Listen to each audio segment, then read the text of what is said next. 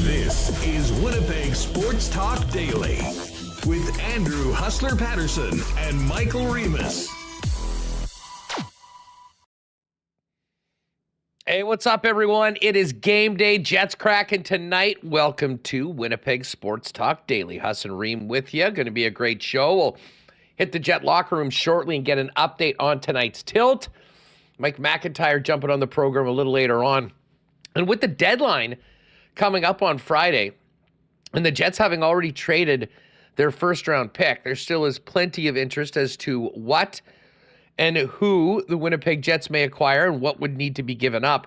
Figured it would be a great time to bring in certainly the busiest guy in the Winnipeg media on the weekend, Dave Minuk, who was doing double duty between morning illegal curve, post-game illegal curve, and 2 Manitoba Moose games. Great weekend for the Moose, by the way, with those 2 wins over the Stars. But we're going to dive in and get Dave's take on Brad Lambert, Nikita Chibrikov, and speak more about prospects, their value, as well as their value to the Winnipeg Jets as to, their future and whether or not they might be able to be included in a package, depending on how aggressive general manager Kevin Cheveldayoff may want to get. So always love chopping it up with Dave. He's going to join us first. And then after 2 o'clock, we'll hit all the latest topics around the hockey club, the NHL, and the upcoming trade deadline with one Mike McIntyre. Busy night in the National Hockey League last night for a Monday. Few great games. I mean, Florida continues to roll. They stay on top of the league standings with that 4-2 win against the New York Rangers. And Samuel Reinhart, 2 more goals, 44 on the season for Reinhart right now. Just in time to sign a new contract in the offseason. Timing really is everything. We'll get to that. Bruins beat the Leafs. And another phone call, or potentially in person. I haven't heard which of the hearings have been offered Pospisil on Calgary. But what a reckless, dangerous hit on Vince Dunn last night for the Seattle Kraken. Dave Haxtell called it garbage. And you will recall, Pospisil was the guy that took that cheap shot shoulder to the chin of Cole Perfetti in the preseason earlier this year. So, but apparently he's had concussion problems, so he won't fight. So when he runs around like an idiot, he just has guys coming after him and decides not to do it. Again, I'm not a huge fighting guy, but if there ever is a time to do it, it's after you run a guy in the numbers head first into the boards and have an entire team coming after you. So we'll touch on that with Reem and the rest of the big slate tonight in the National Hockey League. Very quick note from the Briar. Reed Carruthers lost this morning, lost to BC 9-8 in an extra end. So that's the first blemish for Carruthers. Both he and Matt Dunstone, 1 loss right now so far through the Briar, and it continues in Regina this afternoon. Just before we bring in Michael Remis, got to thank the sponsors that make this show happen each and every day. The great people at Princess Auto, Coolbet Canada, Consolidated Supply. Great to have Spicy and the gang back on board for the summer and spring. Modern Man Barbershop, Manitoba Battery, Canadian Club, the Winnipeg Jets, Wallace & Wallace, F Apparel, Little Brown Jug, Royal Sports, Boston Pizza, Sport Manitoba, along with Manitoba Liquor and Lotteries, and of course, Aikens Lake Wilderness Lodge. We will get to a why not question of the day for not AutoCorp, but Waverly and McGillivray. And again, remind you, AEW, big event tomorrow night, and they had a big pay-per-view on the weekend. They are coming back. There has been a date change on that, though. Originally April 10th, now May 1st. Stay tuned to Winnipeg Sports Talk for your chance to win tickets to see AEW at Canada Life Center. Let's get this going. Welcome to everybody listening on the podcast, as always, and a shout out to everybody in chat as well. Hit that subscribe button if you haven't already. and give today's show a thumbs up. Remis, what's up? Yeah, big show yesterday, Huss. That was a lot of fun coming out of the comeback weekend and back at it tonight against Seattle. And this feels like a fun week, Huss, with the trade deadline on Friday, these 2 games against the Kraken and everyone wondering about, we made 2 deals before, but I think James Duthie is pretty happy that there really haven't been that many. We had the Tanev trade and then the Lindholm trade and the Monahan trade, but not a ton. There's still some big names out there. I'm curious what happens. But first, we got the Jets' last game before the deadline tonight. Yeah, and we're going to get a chance to see a lot of the Seattle Kraken this week. I kind of watched some of that game last night, familiarizing myself with Seattle. But we're going to see him in person tonight at Canada Life Center as the Kraken in a tough spot. Coming off a pretty impressive win over Calgary, who had won 5 in a row heading into last night, and then getting on the plane, getting here at 2 a.m. or whatever it is. This is going to be a tough spot for the Kraken and a great opportunity for the Winnipeg Jets to stay on top of the Central Division, because the Dallas Stars somehow are playing the San Jose Sharks again after beating them in a shootout, an 8-round shootout, if I recall correctly, on Saturday night. But again, in the National Hockey League, even 8-round shootouts are the same thing as beating a team 8-0. But Reem, we've got it's funny with the deadline coming up. I just have to say, people of the Jets Twitter nation, I think, need to chill big time. Like, take a step back from their computers. I saw a lot of people that were raging yesterday that there has not yet been another deal by the Jets, and I had to check my phone. And did I fall asleep for 4 days? Or, a lot of these things happen closer to the deadline, and we talked about this. I think this could very well be because of the surplus of sellers and the amount of teams that are basically realistically eliminated from the playoffs. I think the waiting game is going to be played by a lot of GMs as we get closer to the date. And again, we'll kind of get into potential targets and how much the Jets, will likely do or want to do as we get closer. Elliot Friedman, by the way, reporting today on, I guess it was the Merrick show that I heard him on, that he wasn't sure how active and how aggressive the Jets would be. So I'll put that as a caveat, but definitely looking for a winger. And you would assume a winger to round out that top 6, especially if Cole Perfetti is not in that mix, at least in the short term, and potentially for the playoffs when things get wound up even more. But there's a lot of concern about the deadline, which I find is funny because they've already made a massive acquisition that has paid off in spades for the club. But I heard this from a number of folks, like, the amount of discourse about the Ehlers ice time is I think wearing on a lot of people. And I get it that it is important for a lot of folks that they want to see the best version of the Winnipeg Jets, and people have different ideas about it, and who fits on that top line and who should be getting the most minutes and all that.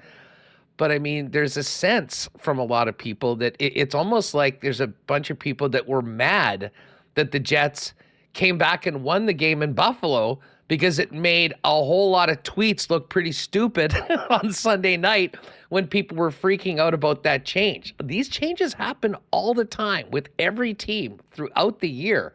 And listen, if it comes playoff time and the team's losing and, Ehlers is not being used at all or not doing much, then I guess we'll have something to talk about then. But there is an element of people wake up and appreciate the season that this team is having, the space that they put themselves in, and what they're playing for right now, which is a division championship. And listen, I've said many times, I've got a lot of time for the conversation, maybe getting Nikolai Ehlers out there and finding a spot for him on that top line. But like I said yesterday, if they played the 4th line 25 minutes and won the hockey game, I'm not going to come on Winnipeg Sports Talk the next day bitching about the coach.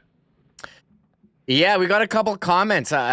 People are getting fatigued about some of the conversations we're having, and I think part of it too is us. The team's been playing great all season. They're in first place in the division. They got the best points percentage in the conference. So we need something to talk about. What, you're going to come on here and say, everything's great all the time. It's nice to find something to nitpick over. But I did respond to a comment on our yesterday's YouTube show, and I always read the comments. And Big Hitter says, I'm live in Calgary, big Jets fan first, Flames second. I don't understand many fans or media. In Calgary, everything is bad after losses and great after wins. But in Winnipeg, the wins are not impressive enough, and one player's usage isn't good enough. Someone explain to me how this is a thing. Calgary fans here would kill for such a good team. This team isn't appreciated. And I responded to that. And look, I think we can all see, even though their record is 8-2 in the last 10, the way that they're playing wasn't even close to the way that they played in November and December. And the team even acknowledged that. Brendan Dillon said that last week post-game. So I think you can certainly nitpick over that. Well, okay, I think you can nitpick over that. I agree with that. Yeah. But yesterday, what did we say going into the weekend?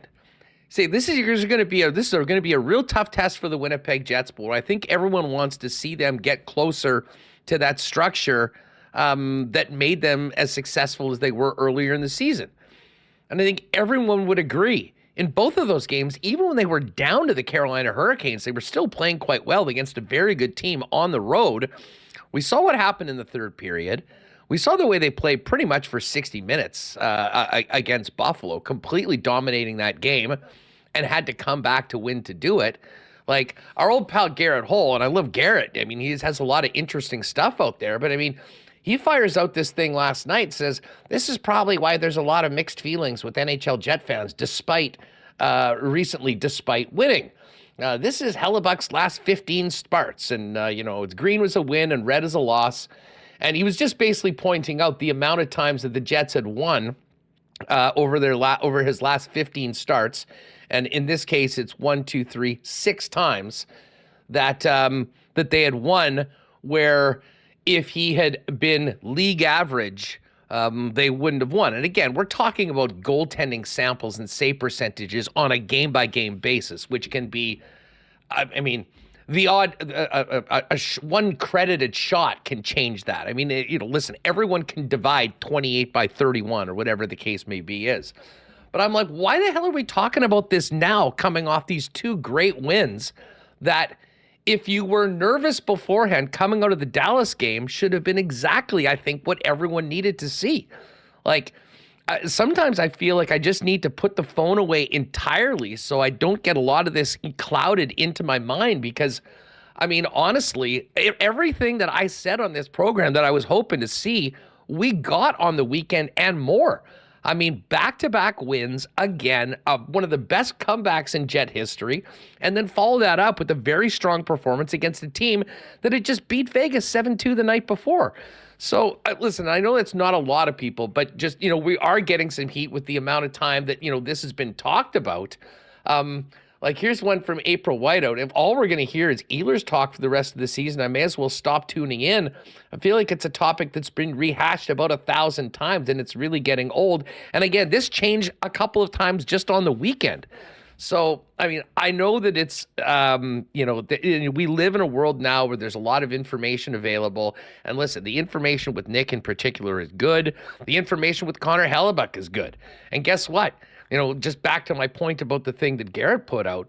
I thought the timing of that was a little bit. It was like, oh, well, let's keep going back to where we were a week ago because these games on the weekend didn't exist. Connor Hellebuck's a pretty damn important part of this team. And we can't say that, oh, he's a Hart Trophy candidate, he's going to win the Vezina without acknowledging that he's a big part of a lot of wins too. So, listen, I love the conversations, but I did feel a little guilty seeing some of this stuff because I, for one, am I couldn't be happier, frankly, with the way the season has gone right now. If you had told me that, we'd be talking about a team that has the chance to win the freaking West, at the beginning of the season, I would have signed up for that in a heartbeat right now. And again, I think it's important to remind people that what's happening in game 59 or 60, especially before the trade deadline even happens, it's about winning games and putting yourself in a position to compete in the Stanley Cup playoffs. Nikolai Ehlers is on the fourth line in the Stanley Cup playoffs. Go nuts. But in the meantime, I mean, I think there's something to be said for appreciating the season, appreciating the wins, and get excited for the entire team and what everyone's doing, as opposed to focusing on the one thing that you might not be 100% on board with. No, I think we're all on board with the team. And here, shout out to Stan Scott for the super chat. He says, "Can you imagine if the team was bad?" LOL. And Wayne Gretzky becoming a supporter, but Thanks, I think it's because this Ehlers stuff has been going on for so long. Full seasons, he is the top winger on the team in terms of results, goals for, goals against, and you'd think that you'd want, in terms of maximize your team's output, to have one of your top players on the ice more. And I think it's just been really confusing as to why he's not getting the opportunities. It seemed, when Connor came back, they did every combination except put together the combination that worked before. And you see other players make mistakes, make giveaways.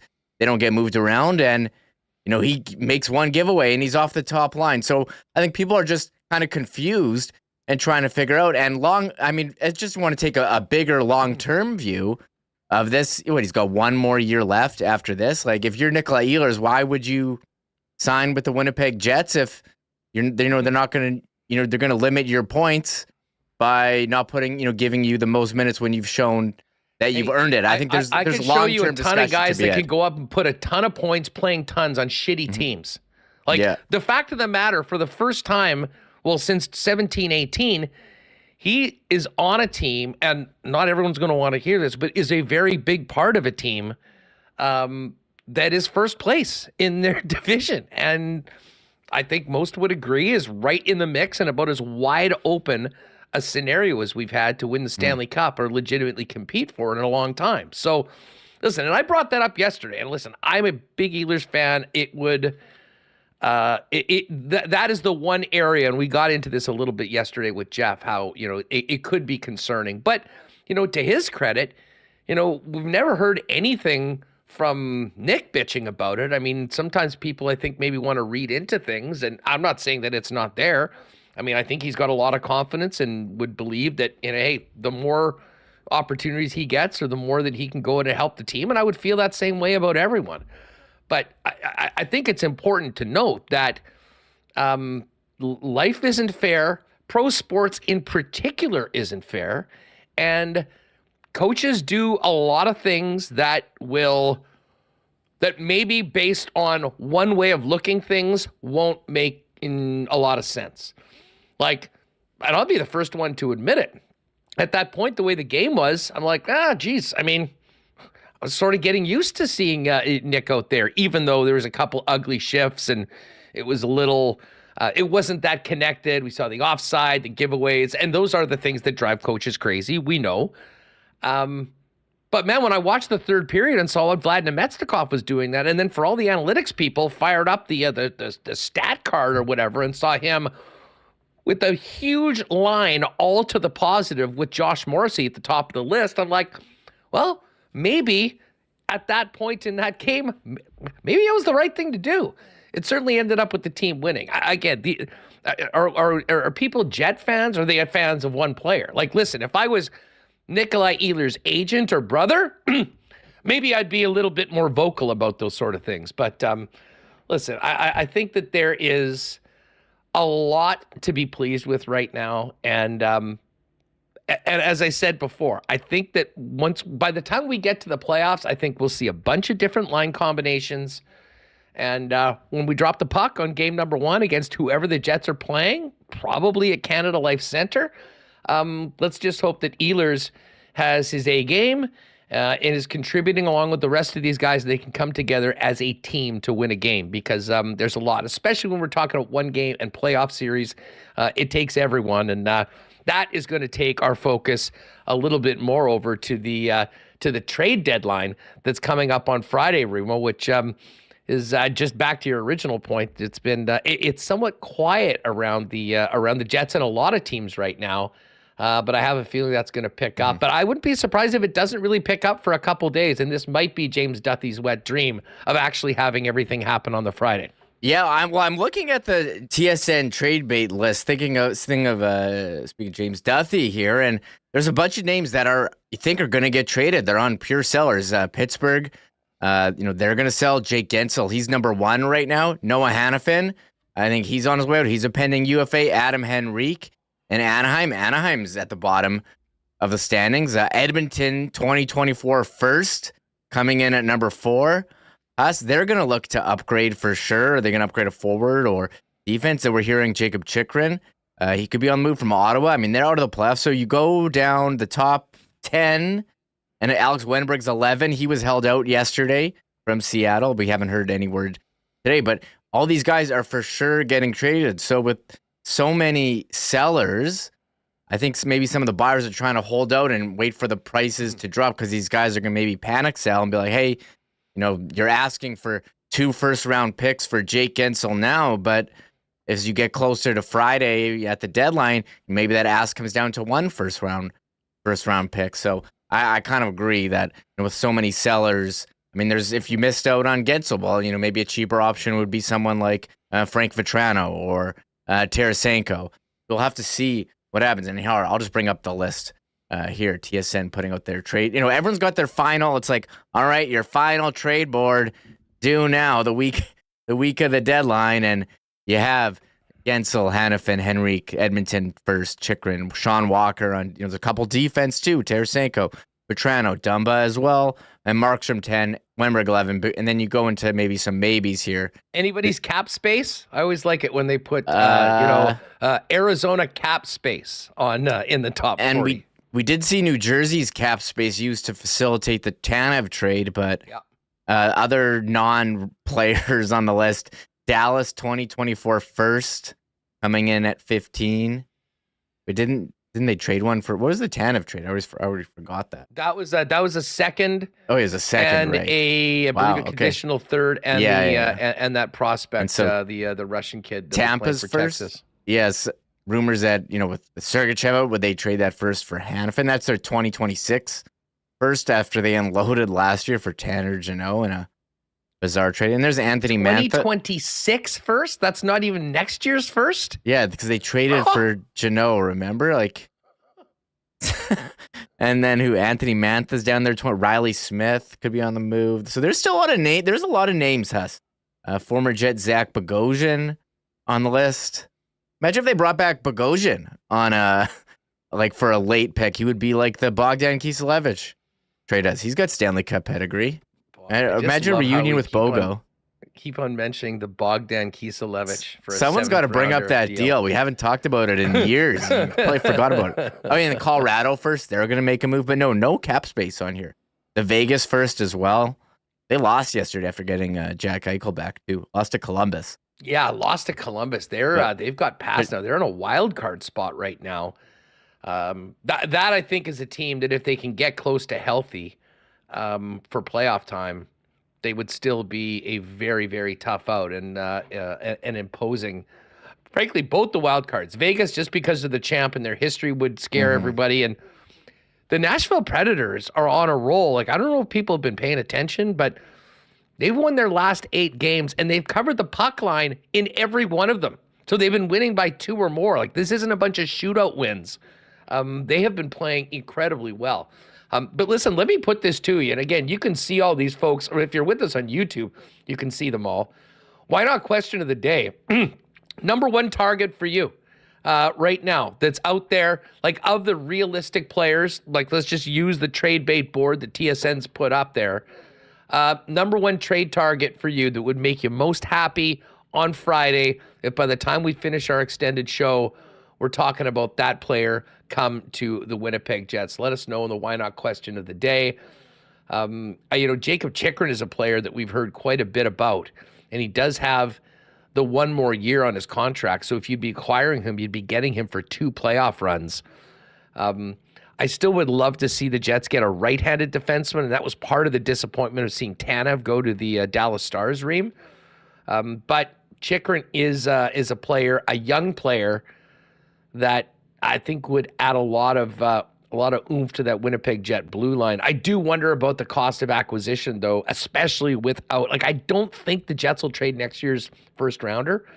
So, can you get a deal done with prospects and players right now that you're willing to lose off of your current roster to get Jacob Chychrun? That is easier said than done. Yeah, I wonder about that Montreal second, if they're going to look to trade that. I mean, if this is a year, as you're in a great spot, you're first. The West seems to be pretty wide open here. And, do you trade that second pick that you got as a gift from the LA Kings in the Dubois trade? So, I mean, we'll have to wait and see what happens. But that second round pick is going to be very, very high second with Montreal near the bottom of the standings. I think, with Perfetti kind of taking a step back here, probably want to have a winger. A lot of talk about Anthony Mantha as a bigger guy, might not cost as much. For some of these other players, may have to have them eat some cap space. Vetrano, he's got one more year left. And the Jets roster, when you're looking at trading for players with term, especially forwards, I mean, all their forwards are really set, are mostly set for next year. So I'm not sure about trading for a forward with term. Maybe on defense, there is some uncertainty for next year with DeMello and Dillon being UFAs. If you wanted to trade for Chychrun and have him for another year at $4.6 million, maybe that would be a fit. So I'm not sure what they're going to do. I don't know if it's going to be anything major. That's kind of what Elliott was saying yesterday. But I think a forward would help, someone who can help score. So that would be my vote, Huss. I do think that things can change. And again, we'll go back to Paul Stastny in 17-18.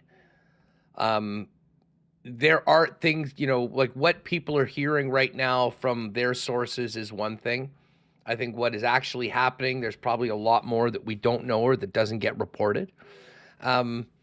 But I think what is key, and you kind of brought this up, Remo, when we talked about this yesterday. I mean, with so many clear sellers right now, and this big gap between teams that are, 9th and 10th and 11th in the conferences, I think it is more.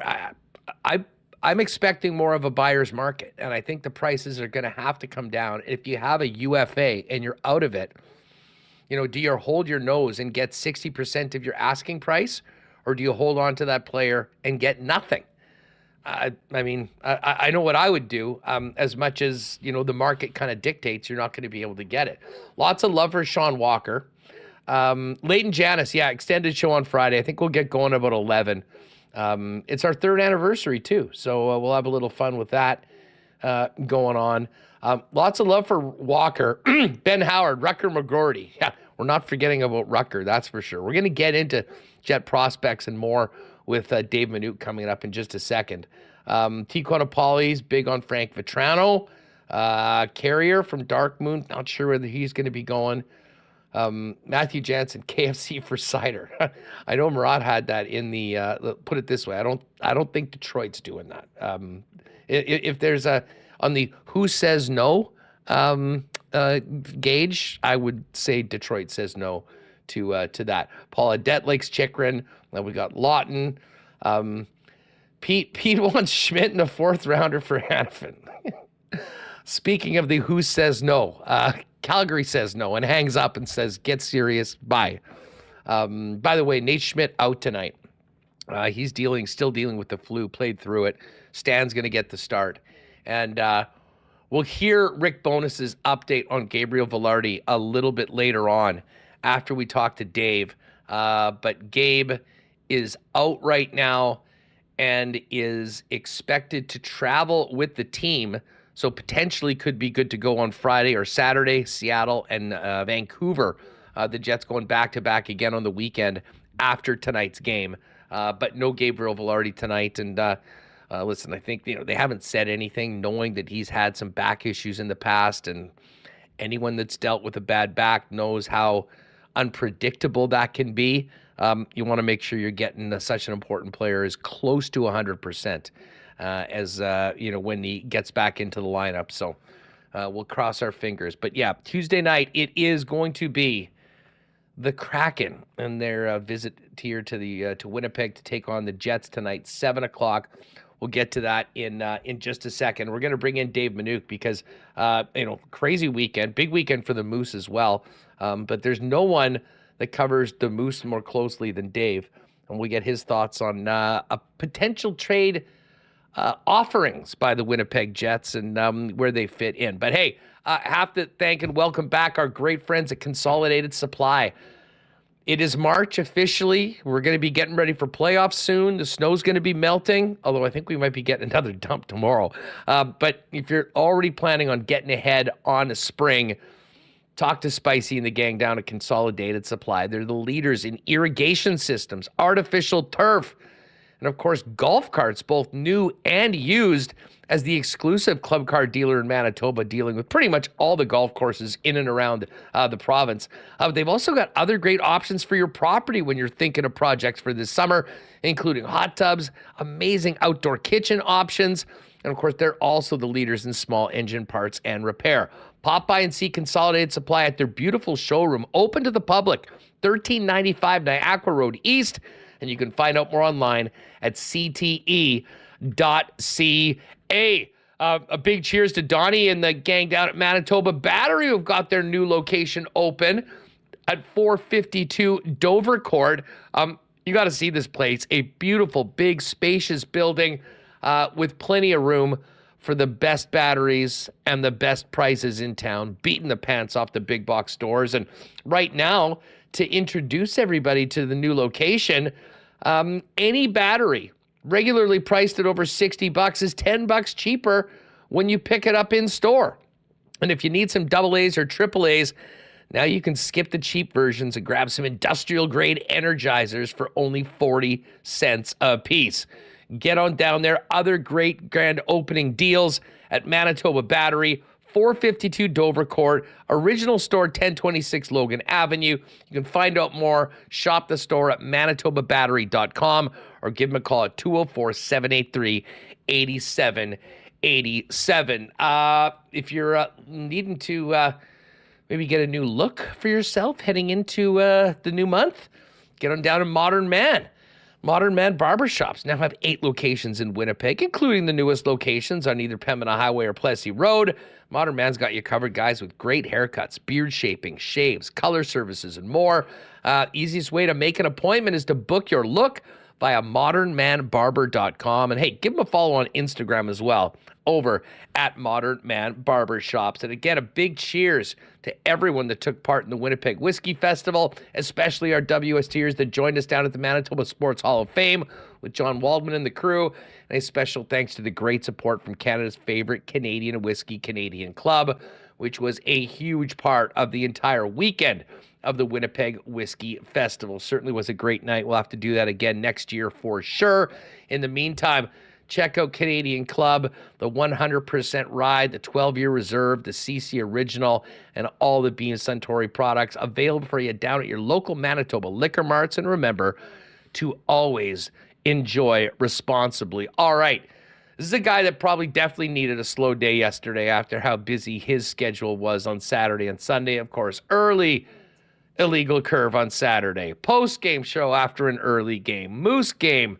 Another Moose game and another post-game show. Dave Minuk, who I hope got a good breather yesterday as we head back to work today and get ready for a game tonight, joins us now. What's up, Dave? How are you? I'm good, Huss. How are you? I'm great. I mean, I'm like a good section of the fan base, which is puzzling, to be honest, because I'm enjoying this season. I'm enjoying being in first place. I'm looking forward to this game tonight. I'm not sure whether people were just so ready for it not to be a great season that now we're having a tough time reacting to where the team is. We heard, the team's going to go into the tank in the second half. Well, that hasn't happened either. We're getting ready for the trade deadline. And overall, I would argue there is a lot to be excited about with this team right now and where they're at as we get into the final 20 games of the regular season. Yeah, I don't think there's any question about that. I think that you're right. I think we maybe look at things a little glass half empty as opposed to half full here in Winnipeg. And look, there was a reason for uncertainty in the summer because we didn't know what was going to happen with Mark Scheifele and Connor Hellebuck. But of course, those two have been re-signed by the Jets for the long term. So that solidified things. And I think probably went a long way to calming the waters, at least amongst the team. And then the fans got on board, and they were with good reason. Like, they saw what happened last year with this team and how they were on such a hot run to get going early in the season, continue that in, and then January, February started to have that fallback. But unlike this year, and it's interesting, right, Huss, because the parallels were fairly similar in that, Winnipeg hit a little skid. The sky was falling. The world was ending. And actually, it's funny because they probably played better during that skid than when they turned things around a little bit. But that 0-4-1 skid happened. Folks were saying in our show, obviously on your show as well, the end of the world, the season's over, sell everything. But ultimately, the team was able to pull out from what was happening, won 9 of their next 11 games, and solidly not in first place, but challenging for first place in the Central. So yeah, you're absolutely right. It seemed like, and now of course the battle becomes Nikolai Ehlers' ice time, which of course was a big focus of today's conversation between Murat Atesh and Rick Bowness today in the morning media availability at the Matt Frost. But I mean, at the same time, like I said, that's what a good problem to have, that you're debating whether your guy should be a first line winger or a second line winger. Yeah, no doubt. And as I said, I mean, I've got a lot of time for that. I'm just not sure that, I mean, especially coming out of the weekend. Like, I agree with you. And I mean, we talked about the team going 7-2, but getting away from their game. And I said on Friday, I can't wait to see how they do against the Carolina Hurricanes, and then right back at it against Buffalo. This is a great test on Saturday. But most importantly, let's see the team kind of, get back to it after a pretty ugly loss to the Dallas Stars, and get back to the way that they played, that foundation that made them so successful in the first half of the season. And I really thought we saw that. And I mean, despite the fact, and Bones talked about this after the game, I mean, the message to the team after 2 periods was, guys, we're not playing poorly. Keep at it. And boom, something happens and it completely turns around. One of the great comebacks in 2.0 history. Yeah. And then you follow it up with a game that I know, and part of the reason why so much of the discourse yesterday was about, a certain line change that was made. I think if you look just at the game and what happened in that third period, it's pretty hard to say that wasn't a good move. They scored 3 goals. Nemetsnikov was the number 1 forward when you want to look at all the analytics of that game. But I mean, to me, my takeaway was that looks more like the Jets team that we saw play so well in the first half of the season. And that's what they're going to need to be moving forward. So guess what? If that's what they can get to and do forward, that's kind of my more focus in the present right now going into this game, that let's see if they can do that again and start consistently playing like the team, because the results will win. Like, did Connor Hellebuck maybe play very well in a few games and the Jets won a couple that maybe another team wouldn't? For sure. Guess what? That's why he signed an extension, is getting paid $8.5 million next year. He's a big part of the team as well. So, I mean, going into tonight, I mean, the question is, you have those 2 big wins and pretty exuberant, thrilling comeback wins as well, against a very, very hungry Seattle team that had a pretty impressive win last night, although not an easy spot for them on the schedule coming into Winnipeg last night around 2 a.m. and having to fire it up again against a team that's first place in the Central.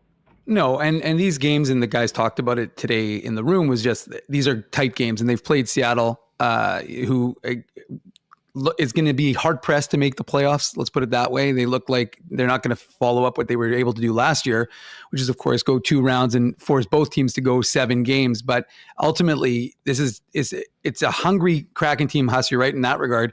But they're in tough. They finished the game around 11:30 our time in Calgary, and it was a weird game because it was a heavy game. It was a hard game. I don't know if you caught the whole thing, but it was a battle. Let's put it that way. It was almost a bloodbath between those 2 teams, because of course both teams needed those points to try and maintain their position in the Pacific. But you could see that the game ends, and like I said, odd in the sense that the Kraken had an 11-2 shot edge after 20 minutes. And then I think it ended up around 36-27 for Calgary. So obviously the Flames really put the press on in the final 2 periods. But that game ended around 11:30. Probably got out of the arena around 10 after 12. You drive to the airport at 12:30, and you're in Winnipeg, probably in your beds around 3 a.m. So that is probably one of the hardest little time change, back-to-backs that they're going to encounter. And the players, Dylan DeMello talked about it today after the optional morning skate. There's no excuses. They've had to deal with that as well. And I guess the sense is that Winnipeg really needs to jump on these guys quick and keep that momentum that they were able to build over the weekend rolling. And you're right, Huss, those are huge games for the Jets. And I was curious to see what the pushback, or as Craig Button called it, would be from a team that got pretty handled by the Dallas Stars last Thursday. And of course, worth mentioning Gabriel Velarde and his uncertainty. And, when he didn't practice in Texas on Friday, Rick Bowness was still saying, well, we'll see if he's going to be available for tomorrow. So you're thinking he's a game time decision. Now, there was no morning skate because, as you know, and as everyone knows, it was an 11:30 start time. But then all of a sudden after the game, he goes, well, no, actually, he's back in Winnipeg. Yeah. Oh, okay. He's back in Winnipeg which is weird because it was an upper body injury. But when he stayed on the ice in Dallas, it looked like he was stretching something out. But he says it's an upper body injury. Okay, he's back in Winnipeg. And then today we don't get an update other than that he's not playing against the Kraken tonight. He'll go on the road trip with the team, which is obviously a good sign. But when then asked, or pressed, I should say, about what his status would be for the rematch on Friday night, he just said, we'll see. And listen, I mean, the Velarde news is concerning. Although I'd say better to have it happen this week than next week after the deadline, if you think there's the potential that he could be gone for a longer period of time. But we know that he's had back issues in the past. They're just referring to it as an upper body injury. But those are so uncertain. And you do wonder whether that makes Kevin Cheveldayoff feel the need to maybe be a little bit more aggressive as far as swinging for a winger or a couple of wingers potentially, based on the status of Gabe. Let's kind of take it to the trade deadline, because I wanted to talk to you about some of the guys you've been watching on the Moose all year long. But I'll just ask you first off, where are you at? I mean, listen, the team's played very well. They're in first, but we know there's going to be a lot of moves made. I don't see a ton of guys that are going to be coming in and you can say that's the guy that's putting this team over the top over all the other 6, 8, 10 legitimate cup contenders right now. But knowing that they've already traded their first-round pick for Sean Monahan, who's been a great pickup, what are you expecting at the deadline from Kevin Cheveldayoff? Well, I heard you and Remo before I came on talking about Elliott and his reporting on 32 Thoughts, and some folks were saying, well, he didn't really say anything. Well, kind of did say something by not saying anything, right? It's just that the Jets are keeping quiet.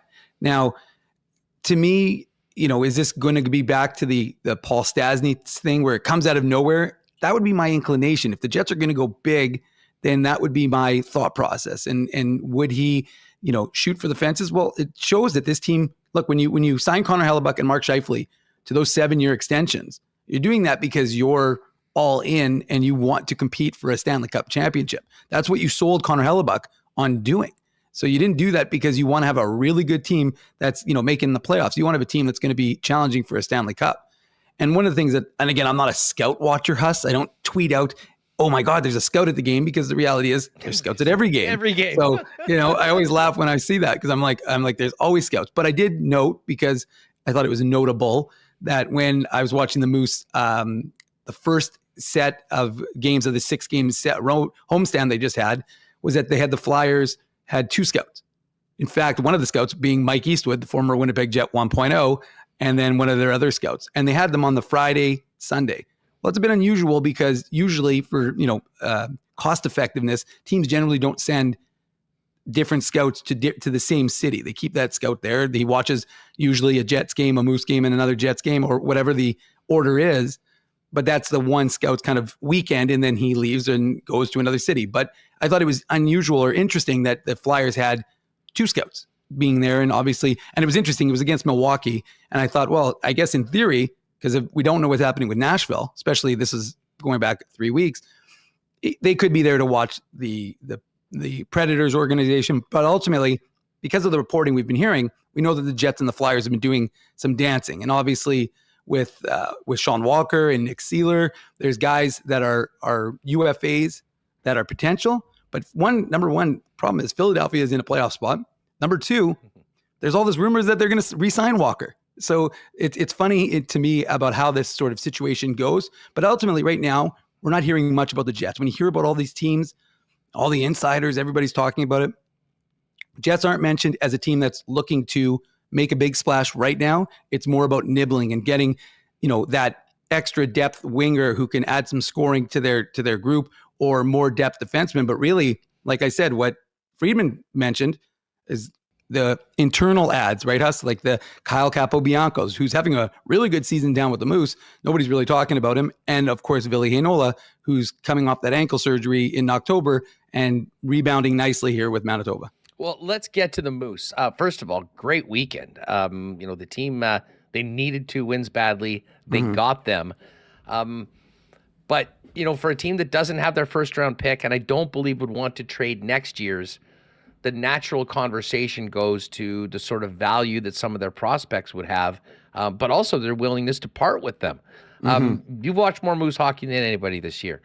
Fill us in on Brad Lambert and Nikita Chibrikov in particular, who both had very strong first years as full-time AHLers. Yeah, there's no question about it. Brad Lambert, of course, as folks will remember, was with the Moose last year and then was sent down to play with Seattle, and obviously that was very good for him. He got a chance to move to center, a move that, as I talked about with the Moose, that was not even something they were even considering, was Brad Lambert as a center, until he went to Seattle, played at center, and they said, okay, we'll keep that going here with the Manitoba Moose. And that's a tall ask, to ask a young kid like that to develop as a center, but it's looked good. He has 16 goals and I think 17 assists, something in that range. And Nikita Chibrikov is like 15 and 20 right now.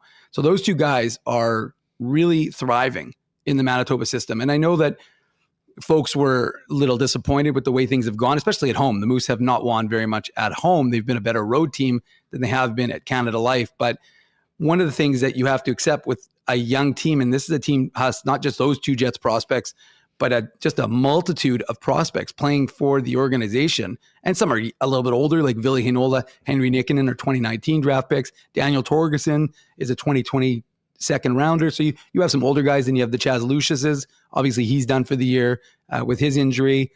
But you have so many young guys that you're going to have kind of you're having that expectation. They didn't have a great defense. They have a good defense, not great. And then the goaltending, which is the area I thought would kind of hold Manitoba in and kind of offset those mistakes, it didn't this year.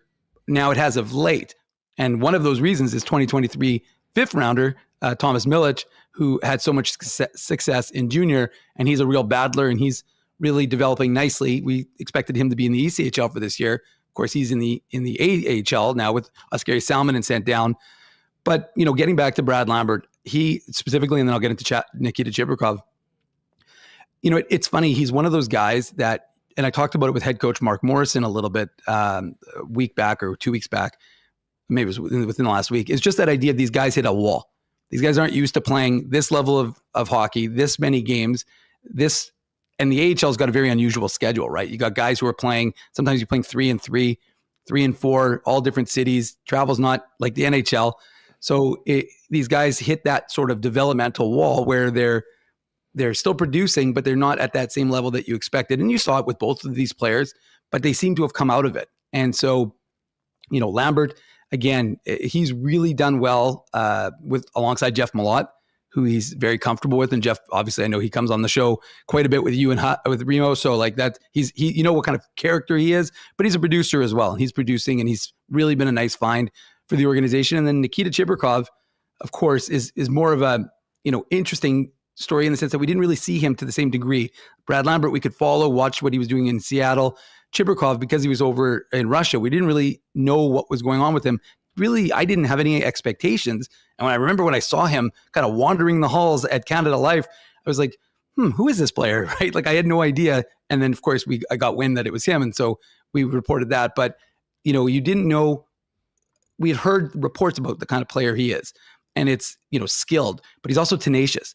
And he plays a more physical game, and he plays a game that pisses his opponents off, which is kind of funny because he's not a big guy, but he's got a lot of skill. He can shoot the puck. He's got a high compete level, and I like it's funny if they play badly, he goes, I want to apologize to the fans. He'll say stuff like that. He's got a good personality. Although it was funny because I went to Moose practice this week, and I was scanning the guys in attendance, and I'm like, who is that guy? And I'm like, I know all these players. Who is that? and I realized he had shaved his mustache and shaved his facial hair, so it looked like a completely different player. It was Nikita Chibrikov. Yeah, after all, he was playing a little incognito, but he's got a lot of jam in his game. He does, and that's one thing that, again, he's not a big guy, but he's not like, he took a knee on knee, went to the room, and I joked with one of the guys in the press box. I said, no question, because it was a 5-minute major. I go, he is 100% coming back. And I don't think he was faking. I think he was in some pain, but he's just that competitive guy.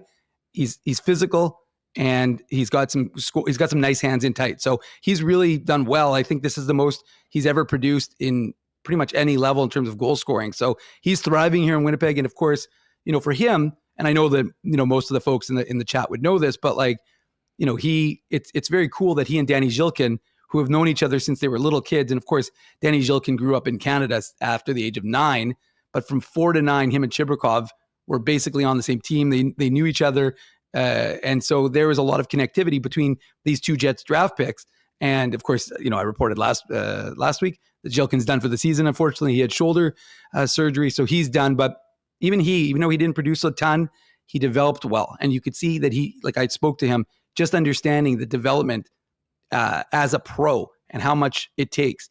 So it's just, I guess it's a sign that some of these guys are going to develop quickly and they're going to produce, like Lambert and Chibrikov, and others who, again, they may not be knocking you off your feet with their goal scoring, are still producing and are still guys who you're going to want to keep your eye on. Well, yeah, and I mean, those are the guys closest to home that we had a chance to see more. And I mean, I really do, especially with the move of Brad Lambert to center. I mean, I do think the Jets would like to hold on to Brad Lambert and to have him as a guy that, could potentially, because I mean, with the extensions that have already been given out to Hellebuck and Scheifele, and then, we'll see what happens with Ehlers in a year, over the course of the next year, Kyle Connor the year after that. Having quality young players on ELCs is going to be a major, major asset for the organization when it comes to navigating the salary cap. So, there is a cost to it. I mean, you can always say, oh, we're trading our pick. And, often that is the currency that, teams use. The fact that first round pick is gone, I think, makes it maybe more likely that one of those players would be dealt. I think Rutger McGroarty's a no-go. Yeah. He's not available. I would say the exact same thing about Elias Salmonsson. The other player that's interesting is Colby Barlow.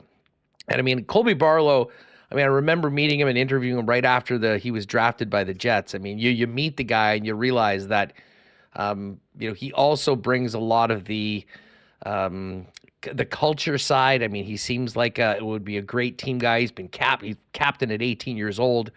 I mean, the Winnipeg Jets really do value that.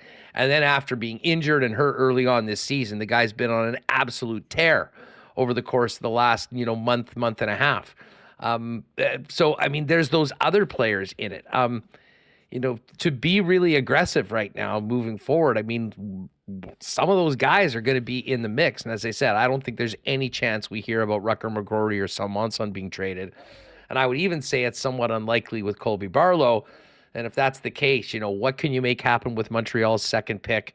What can you, and are you willing to move into the future on selections? But and Remis and I touched on this earlier, and we kind of got into this yesterday. I don't know where you feel about this, but I kind of think that this might end up being a real buyer's market, just because, I mean, there's not really much of a playoff race going on right now. I mean, you look at the wild cards, I mean, there's like 6 points in both conferences. And those teams that are out right now have to make serious decisions. And how realistic is it in today's NHL, the way points are given out, that you can make up that much on teams like Tampa and Detroit on one side and Nashville and LA on the other, actually now Vegas.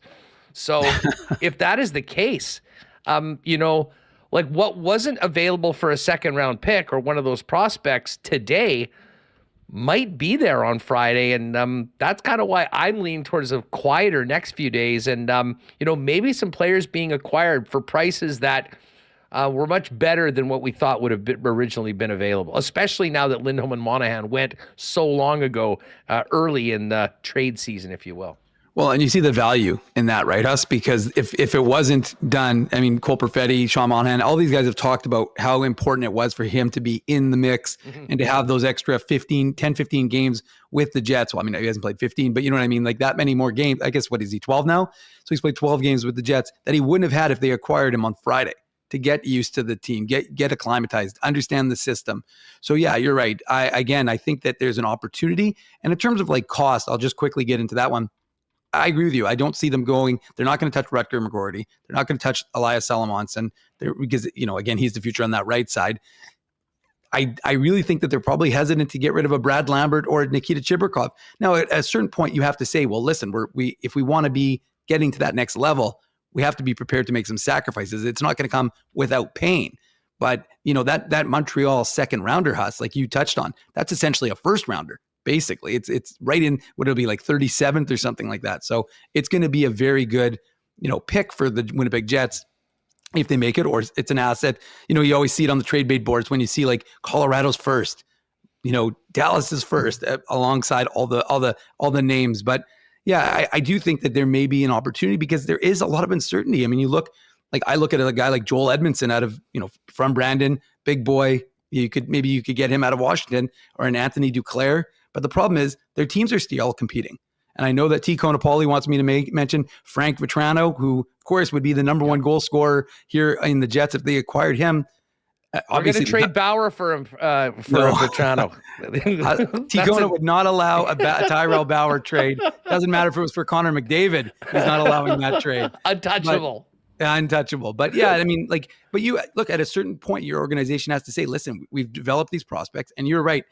Next year, the salary cap, everybody's like, oh, salary cap's going up. But really, that money is being, cannibalized, if you will, by the increases for Scheifele and Hellebuck.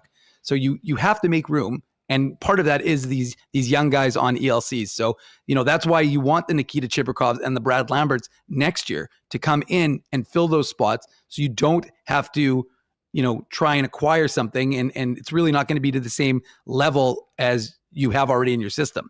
So it's a tough spot for the Jets, but they also have to think that they've got a bunch of guys, Toninato, Axel Jonsson-Fjällby, who are part of that depth, who we saw when they needed them, they could go in there and produce. And like I said, similar with Ville Heinola and Kyle Capobianco. So, hey, don't take it from me. Take it from head coach Rick Bowness. He said he's happy with his team. Do they make some smaller moves to kind of augment? Yeah, I could see them doing that on Friday, making one or two moves. But do they swing for the fences? I don't know that they're going to want to upset the apple cart or disrupt the chemistry that this group seems to have. Yeah, listen, I guess I'll go on record saying I would be surprised if there is a bigger move than the one that they've already made. But I would also be surprised if there wasn't one or two players acquired to kind of round up the squad. But we'll get Mike's thoughts on that coming up a little later on. Dave, thanks so much for doing this. Tee up IC after the final buzzer tonight.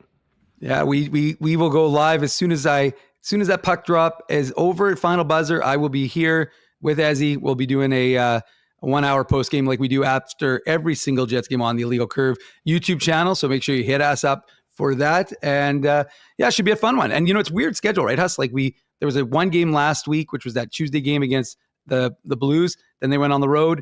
One game today, so I'll be at the arena for that, watching them for the first two periods, and then home to get the IC postgame show going right after puck drop around 9:40 p.m. Well, you're continuing to kill it. Say what's up to the fellas. And again, gang, I'm sure you're all already subscribed to Illegal Curve, but make sure you do that. And right after the final buzzer, join the fellas for a full analysis of tonight's game against the Kraken. And of course, you already know, but at 9 a.m. Saturday morning, if it's Saturday morning, it's Illegal Curve. I believe that's how it goes. Dave, thanks for doing this, bud.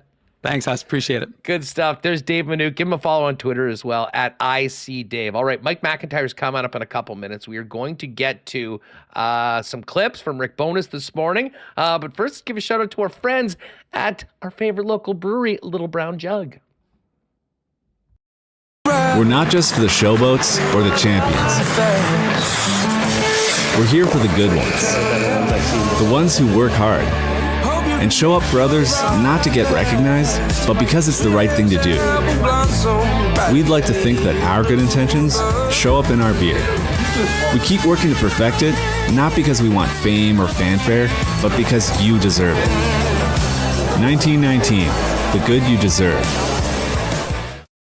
All right, good stuff. I also want to thank our friends at Princess Auto. And yes, I have been paying close attention to the Briar. It has been wild. Unfortunately, Reed Carruthers of the Carruthers Jacob squad finally lost a game today. They dropped a decision 9-8, I believe, in an extra end to BC. But Princess Auto, proud supporters of the Carruthers rink, and of course Jennifer Jones and your Winnipeg Blue Bombers, looking forward to welcoming fans to Princess Auto Stadium coming up for this year and the next 10 years, I believe, of Winnipeg Blue Bomber football. Princess Auto is the place where you'll find the best deals on the most unique assortment of tools and equipment around. Everything you need to complete the projects on your list or start something new is at Princess Auto. Pop by and see him, Panet Road or Portage Avenue West. And you can always shop online 24/7, 365 at princessauto.com. We mentioned that spring is just around the corner. We're about to be seeing those Wallace & Wallace fences and trucks all over the city again as we get the snow out of here. But right now, you might not know that they're also the leaders in overhead garage doors here in Winnipeg. The largest selection of overhead garage doors for your home available as the Clopay dealer in Manitoba. But right now, with all these fluctuations in temperature, this is the time where Mother Nature puts the most stress on your garage door. And the right time to prevent downtime is now. You can give Wallace & Wallace a call to book your inspection and maintenance service call today. For residential and commercial overhead door sales and service, there's only one name or two you need to know, and that is Wallace & Wallace. And just before we hear from Rick Bowness, who's always a sharp-dressed man, if you want to be sharp-dressed like the big boys, get on down to F Apparel. Guys, if you're thinking about upping your menswear game or looking ahead to spring, summer, and wedding season, head on down to F and get fitted out and get great deals on custom suits beginning at just $400, along with things like chinos, golf pants, custom shirts made to fit, both tucked and untucked styles, and an incredible selection of menswear accessories. If you are in a wedding party this year or getting married, talk to the fellas as well about a 15% discount for your suits for the big day at F Apparel. Check them out online or make an appointment at F, that's EPHapparel.com, just down the street from the arena, located at 190 Smith Street. All right, before Mike comes in, let's hear a little bit of Rick Bowness from this morning. Lots of talk about Nikolai Ehlers, but first and foremost, let's talk about the challenges of coaching around the deadline with probably a lot of players that are paying close attention to their alerts on the phone. Well, me now, we're always talking to block out the noise. That's just noise. It is. A lot of it, 99.9% of it never ever happens regardless. So our guys have been pretty dialed in right now. We don't play on Friday, so it's not hard. Really, this is a good group, and we talk all the time. Block out the noise. Your job is to come in here and play hockey. All right, here is another bit of bones, a very important update on Gabriel Velarde, who will not play tonight, but will apparently travel with the club. Gabe will not play tonight. He will travel with us, and we'll deal with it again on Friday. So is it possible then that he could play by the weekend, or is this more long-term? We'll deal with it on Friday. All right, so there is Rick Bowness. Remo, let's fire up 6 right now. This is just bones on how he feels about his team coming out of a great weekend for his club, but heading into the trade deadline on Friday with this their final game before that buzzer goes. Of the team we have. And if something comes up, Chevy's been great to keep me abreast. I don't need to know every conversation that goes on. I don't want to know every conversation that goes on. When he feels there's something there that can help our team, he'll include me, but until then, I don't get wrapped up in it. How dramatic a difference is it in this position or the one where you're probably losing players? We like the position we're in right now. Huge extreme feelings from one to the other? Pardon me? Is there a big extreme of feelings from one to the other? Yeah, well, when you're fighting for, in a position where you're fighting for your life every day, and this time of year to make the playoffs, yeah, there's a big difference in the feeling, and because you need some help to get over that hump. Right now, we like our team. We love the way we're playing. All right, so there's Bones, and feeling a lot better about the way his team's playing after what they put forth in Carolina and on Buffalo. Obviously, we talked about it a bit. Well, it's been talked about a lot. Where's Nikolai Ehlers' best fit on this hockey club? Marat, who had a very interesting piece in The Athletic on Monday on this topic, was asked about the line switches on the weekend that he made and then working out, with Ehlers going up to the top line on Saturday, spurring the comeback, and then Vladimir Metstikov moving up to the top line. And obviously we know what happened in the third period against Buffalo. Here's what Bones had to say on that. You see things you don't like, you gotta make a change. You do. And so I'm comfortable, I've said this many times, with Vladdy, putting him anywhere, and I'm comfortable moving Nick back and forth, because I've said this before, he's better on the left wing, but there are some nights when he's really going that, get him out there as much as we can, and play him, and but he's very effective when he's on the right side with that, and when he's off a little bit, he's still very, very effective on the left side. So if it's not going, I have no problem making those moves. All right, so Bones kind of continued on the answer, and it speaks to sometimes needing to make a change if in his mind it's not working. Sometimes it isn't going, and you need the top two lines to score, so you gotta move it around a little bit to see. Sometimes it looks good, but nothing's happening, right? So it's the end result is are we getting the chances of what as good as we look, and if we're not, then you try to make some changes, and hopefully it works. And then this final one on the topic was just Bones responding to Marat's question if it was certain giveaways that led to the switch Sunday. I want Nick to hang on to the puck as much as possible. He's elite skills, elite skater, and I feel very comfortable when he's hanging on the puck and taking that extra time to make the right play. All right, so there's a little bit of Bones from today against Seattle Kraken tonight, final game before the trade deadline. Let's welcome in Mike McIntyre from the Winnipeg Free Press to get the latest on the club. Mike, always great having you on the program. Interesting weekend for the club with two, I would argue, certainly regular season. We have that memorable Nashville playoff game before that would maybe be the best comeback in Jets history overall. But that one on Saturday was pretty darn close. And then, they didn't dig themselves as big of a hole. And I thought played a great game for the entire game for the most part, but had to get it done in the second half of the third period. It was quite the weekend for the Winnipeg Jets. Sure was, Huss. This is a team, we're not that far removed. Remember that 8-game stretch where the Jets scored just 9 total goals over 8 games, which was actually spread out over like a couple weeks?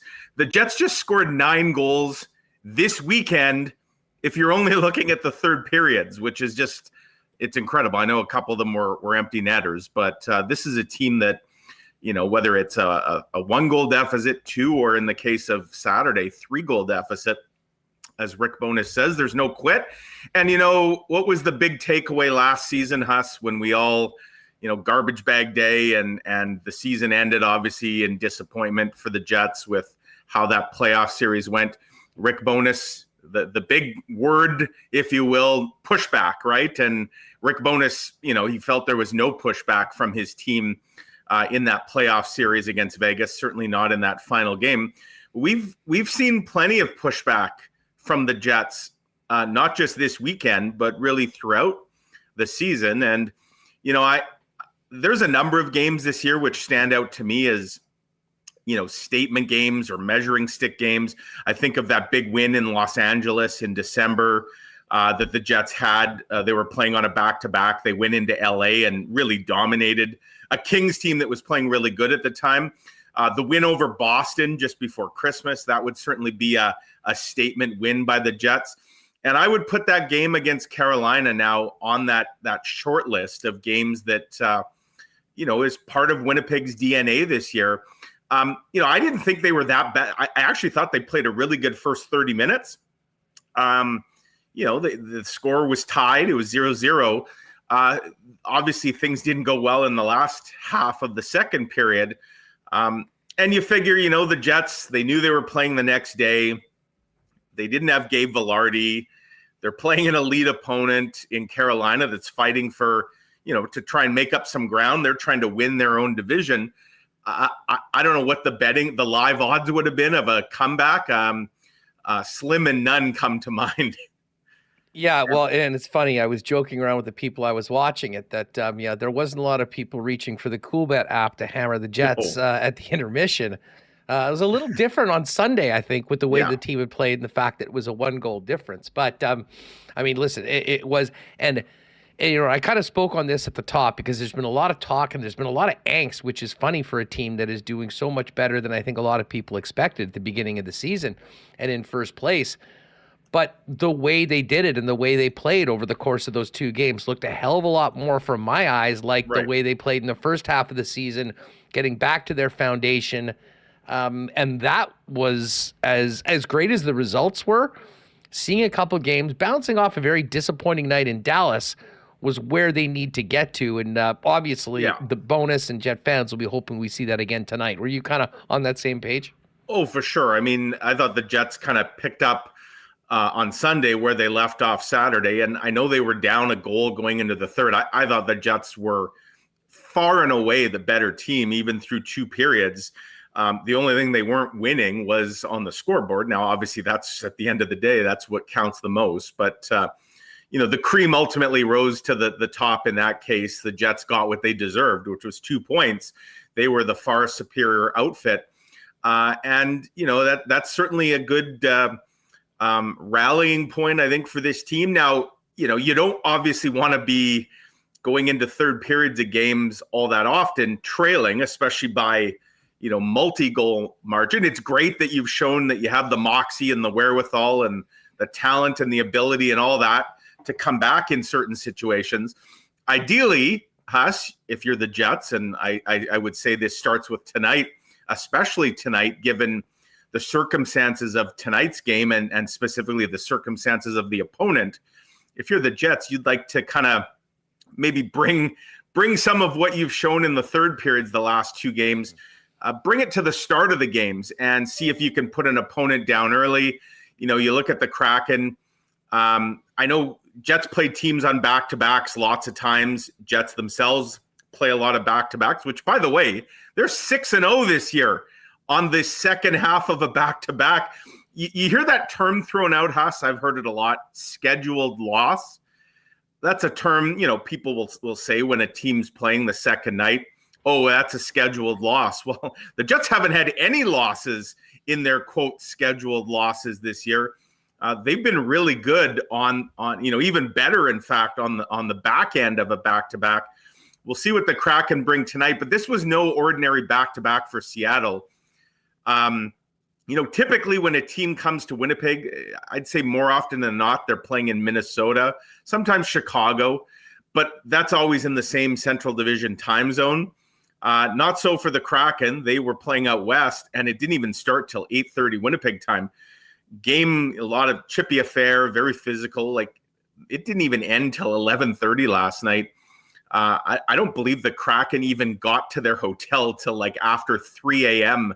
today. And I'm guessing a lot of guys had ice bags and ice packs, given the physical toll that game against the Flames took. Some of it crossing the line, in fact. So if you're the Jets, you'd love to come out with the kind of energy and urgency that you've had in the third periods. Bring that to the first period tonight against an opponent.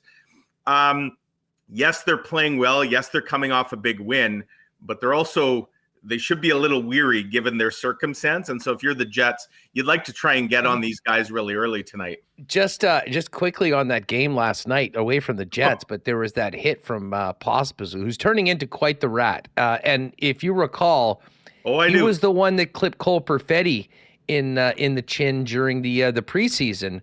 He's the one who's clipped Cole Perfetti twice. He did it in the AHL, I believe, in 2020. And then he got a major in the preseason against Perfetti. And, it's interesting. Like, first shift of the game last night, he absolutely trucked Adam Larson with what I thought could have been a hit from behind, a board, a charge. And it led to a fight where Ty Karche just absolutely fed him his lunch. And I was watching that game last night, and it was a Flames broadcast on Sportsnet. Their own panel, which are all guys that cover the Flames, they were somewhat critical of Pospisil in saying that, he runs around and hits guys questionably, but he doesn't really fight or answer the bell. And one of the reasons, I think it was Eric Francis, said that he's actually had 6 concussions in his career and is, I guess, weary of dropping the gloves. That being said, the way this guy plays, like he was out to hurt someone last night, and it looked like Adam Larson, he escaped injury, but we'll find out in a couple hours what Vince Dunn's status is. The best defenseman on the Kraken got absolutely blown up on just an egregiously dirty hit from behind. He left the game. It'd be a huge break for the Jets if Vince Dunn can't go tonight. That would leave a massive hole on the Seattle back end. And I see, just as we were coming on here, the NHL has announced that Pospisil will have a hearing tomorrow. Did they say in person or phone?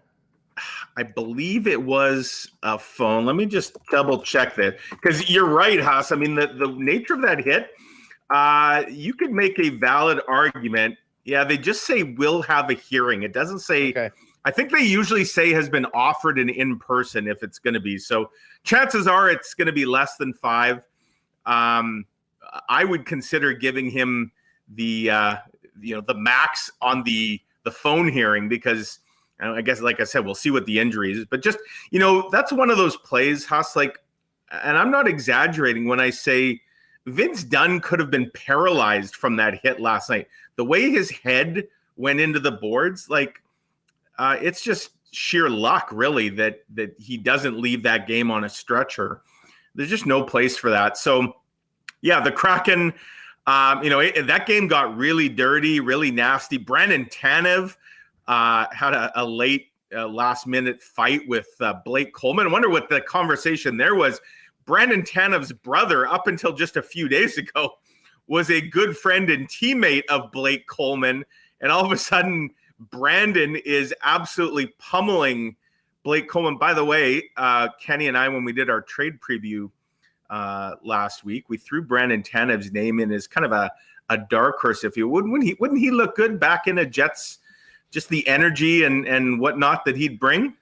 It's funny you say that. I got a text from a friend going, I'm kind of coming around to the Brandon Tanev idea from obviously from you guys have thrown out there. Yeah. I guess he does have he's got one more year at 3.5, I believe, on his contract, the one that he originally signed when he left the Jets, that 7-year deal with the Pittsburgh Penguins. He certainly has something that you'd like to have in your lineup, especially in and around playoff time.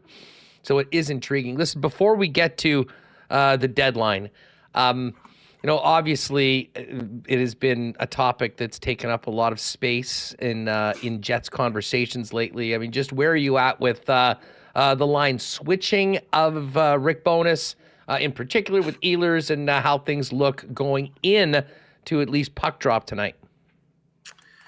Yeah, and I know it's certainly a hot topic, and I must admit I was kind of surprised midway through the second period against Buffalo to see Rick Bowness switch back to the way Saturday's game had started, which was with Nikolai Ehlers on the second line with Monahan and Iafallo, and Vlad Domestikov up on the top line with Scheifele and Connor, because I actually thought in the first period against the Sabres that I thought the Ehlers, Scheifele, Connor trio, they looked dangerous. I know they didn't get anything out of it, but I thought they looked dangerous in a good way. There's looking dangerous in a bad way sometimes too. And look, Murat today asked the question of Rick, and he specifically pointed to 2 plays. We all saw those plays for sure. Nikolai Ehlers has a habit sometimes of making, and he'd be the first to admit, a higher risk play than maybe he should be making, and one certainly that his coach is on record as saying he doesn't like to see. Did Rick Bowness have too short of a leash the other day in Buffalo? I would say yes, probably. I would have liked to have seen that line together a little more. That being said, you can't argue with the fact that Vlad Nemestikov went in there in the third period, and I thought Vlad Nemestikov had just a tremendous hockey game. And I think part of this that maybe gets lost in the anger and the outrage out there, it's not so much trying to punish Nikolai Ehlers. I think what Rick Bowness is also trying to do is find a balance and find a way to also, their big trade addition so far, Sean Monahan, like they're trying to find a good fit for Monahan on that second line as well. And, balance minutes out and, not just be a one-line team when it comes to an offensive threat. So I get why people are upset. They feel like Nikolai Ehlers constantly gets the short end of the hockey stick. And I think in this latest case, you can certainly make a valid argument that Rick Bowness, got the itchy trigger finger here. And, because of maybe one or two plays that ultimately didn't even cost the Jets, like it's not like they ended up in the back of the net. He just, I guess, decided he saw something he maybe didn't like where things were potentially headed. And so he makes the switch. Does that mean that Ehlers is now done and he'll never get another chance on the top line or with Mark Scheifele? No. I believe, and I know a lot of people out there do, and the numbers support it, Mark Scheifele and Nikolai Ehlers have very good chemistry together, and they do a lot of good things together. Once Gabe Vilardi's back, I mean, I've said it before, I'll say it again, I'd love to see another run of Vilardi, Ehlers, Scheifele. And as much a part of that for me, Huss, is I'd also like to see what Kyle Connor looks like with Sean Monahan. We haven't seen that yet, other than on the power play. And I just think, again, with 21 games left here in the season, 22, I guess, including tonight, you still have some time to maybe experiment a bit, see what different combinations look like. But yeah, I mean, Nikolai Ehlers, there's no question when he's on, and I think he's been skating really well lately. He's moving, and he's looked very dangerous. Like he can be a unique and very elite hockey player. And yet it's clear that the coach, he maybe doesn't trust him still nearly as much as the numbers and certainly a lot of fans think he should. The thing that cracked me up, I mean, I'm telling you, from a fan of any team, if you could tell me that, hey, the coach is going to make a switch and they're going to come out in the final. Again, we're talking about like 28 minutes of one hockey game in the regular season, specifically about Buffalo, and the team would play the way they did in the third period. Not that they weren't playing well. I mean, I guess that is important to note. They did have a very, very strong game carrying the play for the better part of that top. But, I mean, Nemestikov had a monster game and was a very important factor, in my opinion, in the third bit. I mean, I guess it's just a matter of picking your spots, because if you're hitting the same tone every single day and you're ignoring the fact that, the coach is paid to make decisions during a game, and when it results the way it did, I mean, there is an element of scoreboard to it all, right? Sure. And, I think some of the outrage is bordering on over the top. I mean, I saw everything from, and I'm not kidding when I say this, I saw a suggestion, this is during the game the other day, that I think the Jets were still down a goal at the time, but of course they came back to win, to continue to sit number one in the Central and number one in the West. I saw somebody advocating that we need to get a letter writing campaign going here to start writing letters to the organization about the mistreatment of Nikolai Ehlers. And there was the whole usual, like, the quicker they fire Rick Bowness, the better. They can't get rid of this guy soon enough. And again, it just, if you didn't know where this team was, if that's all you did is just, you were just following based on some of the discourse, you'd be blown away by where the Jets are, right, in the standings. And look, I mean, we can sit here as media or as fans and criticize, and hey, that's a big part of the fun. That's what makes sports fun. At the end of the day, and people will say, oh, the guy's carrying water for the coach or whatever. Me personally, I'm going to give the benefit of the doubt more often than not to the guy with 50 years of NHL experience. Rick Bowness has been in the NHL as a player, as a coach, assistant, whatever, for like almost 50 years. He's been behind a bench for 40. He knows his team, his players, their personalities, all the other things going on behind the scenes, Huss, that, trust me, we don't hear everything about. Who's sick? Don't forget, there's a bunch of guys right now, like literally puking their guts out, like in between intermissions. Is Nikolai Ehlers even at 100%? I don't know. But again, Rick Bowness has way more information than any of us. And at the end of the day, this is a results-oriented business. And so far, the results for the Winnipeg Jets are pretty darn good.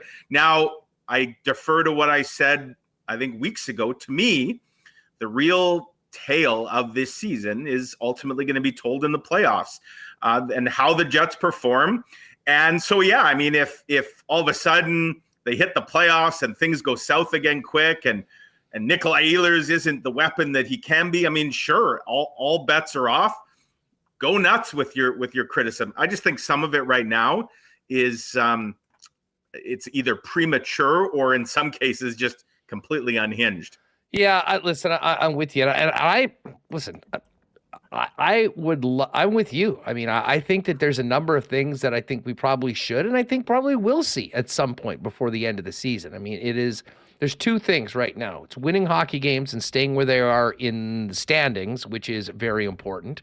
And as you get down this stretch, once you have that X beside your name, right, and you're jockeying for position, it is to be ready to put together the best squad that gives you the best chance to win night after night. I certainly have a lot of time for more Nikolai Ehlers is a good thing for the Winnipeg Jets. The funny thing is, though, that, of course, this team has been winning. And most importantly, as I said before, coming out of the weekend, it was the way they looked while doing it. And that, as much as the wins and losses, which will go up and down depending on, a number of variables, it's that. So that's sort of a real focus tonight on whether they can replicate that. The other thing is that this is not the finished product, and we won't know exactly what it is until the weekend. And then, again, we'll be talking about Rucker McGroarty for another month, depending on what happens with the Michigan Wolverines. Your thoughts are kind of hitting everybody with this right now. I mean, we're now 72 hours or so away from the deadline.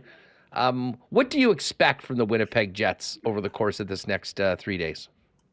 Well, I do expect a player or two to be brought into the fold. Whether it's going to be a major splash or more of a depth move, I would certainly lean, if I had to just pick one, I'd say more likely on the depth side. And again, to go back to some of the discourse and the anger out there, Huss, like, I've seen a lot of frustration again from fans in recent days. A lot of it's come my way. This is typical Jets, just content with the status quo. Never. It's as almost if people have forgotten they've already traded their first round draft pick this year for a guy that is centering your second line, that has helped get the power play back to life, and has 8 goals in his 12 games. And you could make an argument that no matter what happens between now and Friday across the league, Sean Monahan might end up being one of the best trade even though it didn't happen on the deadline. And that was to Winnipeg's benefit. They got more out of Sean Monahan than a lot of teams are going to get out of whatever they add between now and Friday, because they got an extra, I guess, 13 games. Monahan will play tonight. That'll be number 13. If they had traded for Sean Monahan this Friday, chances are he's also not in the lineup probably Friday or Saturday in Seattle and Vancouver. They might have got 15 bonus games out of Monahan. And depending on what happens, that might end up being the difference between the number 1 seed in the division, the number 1 seed in the conference. So again, a lot of people, I know there's frustration because people see all these big names being thrown around and that the Jets aren't necessarily linked to them. The Jets got a big name. They got the second best center on the entire trade market. And by the way, he's greatly outperforming Elias Lindholm, the number 1 center that the Jets pivoted to when they didn't get Lindholm. Maybe that ended up being a blessing. Monahan's cap hit is less. They gave up less, and they're getting more out of Sean Monahan. So that's my little rant on that. Just again, for people saying, oh, the Jets, typical Chevy, typical Jets, just happy with being here. They've already made a big move that is paying off. Now, does that mean they're done? I don't think they should be done. I think the game last week in Dallas illustrated that they are still, if they want to do what they ultimately would love to do, which is win a Stanley Cup, there's still room for improvement with this club. And when a guy like Gabe Vilardi is obviously now out of the lineup, he got banged up in that Dallas game, they're not quite the same team up front. I go back to the positions of need. I think they really haven't changed. I'd be looking for an ad at the right wing, and that's regardless of whether Rutger McGroarty does end up making a splash with the Jets. I think it would be a little dangerous to just bank on McGroarty coming in and if he can, that's tremendous. And then that's like another ad. But I would still be in the market for an upgrade, a top 9 right winger, somebody that could maybe push a Mason Appleton down or an Alex Iafallo, or in the case when you have Gabe Vilardi out of the lineup, can fill that kind of a hole. And then absolutely on D, we're continuing to see a bit of a Schmidt-Stanley rotation. Yes, they've got Ville Heinola and Kyle Capobianco. But I still think that there is room to add a right shot defender. So to me, a right winger and a right shot defender are probably the two positions. And I'd be a little surprised, quite frankly, if 2 players aren't brought in by Friday. Doesn't mean they're going to be the biggest names. But I do think that the Jets need to shore those 2 areas up. Well, let me ask you this, because I think this is a very key thing. Because listen, I'm with a lot of people. Would I love to see Pavel Buchnevich on the Winnipeg Jets? Hell yes, I would. Andy Strickland said that it was going to take 2 first-round picks to get him out of St. Louis. Now, I've kind of been mentioning this the last couple of days. I kind of think that this might work into the favor of the buyers, if you will, in that there's such a clear delineation from the playoff teams and the teams that are out of the market. Like, I think the teams that are in the 9th spot are considering being sellers right now. Have we ever had, I can't remember a trade deadline where, to me, the 16 playoff teams and the 6 have been so clearly separated. I think there's 7 points right now, Huss, in both conferences. So to me, you're right. You should have 16 buyers and 16 sellers. And now not every team in a playoff spot has the ability to buy and they don't have the same amount of money to work with. But you're right, to that point, there is a very clear divide. I'd be stunned if the teams that aren't in a playoff spot today aren't all the teams that make the playoffs. I just don't see, they'll be jostling for position, but not for playoff versus non-playoff. Well, exactly. And then when you think above the some of the teams that are there that have already traded away real significant assets this year or previously, and then the teams that are so up against the cap that to make a deal, they need to have money in and money out. Like in Edmonton, part of the reason why Calgary didn't take the first rounder, they didn't want to take Cody Ceci and have him on the books for another year. Yep. I mean, so I am suggesting, I guess, that it's going to take longer for these deals to come. And I think come Friday, there might be a player or two that moves at a cost less than we've heard is the reported asking price, significantly less. Well, that remains to be seen whether it will happen. But when it comes to the Jets, you know the organization very well. I mean, I'm on record as saying Rutger, not a chance. I don't think they would think about moving Elias Salmonson either. How aggressive, though? I mean, when you're talking about a Colby Barlow, a Brad Lambert, a Chibrikov, I don't really think this is possible, but I guess we should include the 2025 first rounder for next year. Certainly, I guess the Montreal second rounder would be in play, although there's other second rounders already gone. Like, what do you think Kevin Cheveldayoff would be willing and the organization would be willing to part with, knowing how important young players on ELCs are going to be over these next few years as the extensions kick in for the likes of Scheifele and Connor Hellebuck? Right. To be clear, what I'm about to say is not advocating that the Jets should trade all of these prospects, but I will say this, Huss. I don't think anyone other than Rutger McGroarty, quite frankly, should be considered untouchable. I would not really, under any circumstance, consider moving Rutger McGroarty. I just think he's such a unique player. I think he's a unique personality as well. And in a market like Winnipeg, I think that's going to play very well. I think there's value in Rucker McGroarty down the road that goes even beyond what he's going to bring on the ice. I think there's off the ice value, and he is the kind of guy that you absolutely hang on to.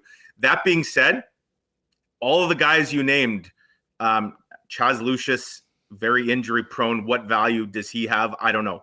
Lambert and Chibrikov having great rookie years in the AHL. That's certainly getting a lot of people's attention for sure. Colby Barlow, yeah, you hate to give, and I'm not saying give up, but you'd hate to part with a guy that you haven't barely seen here that you just drafted.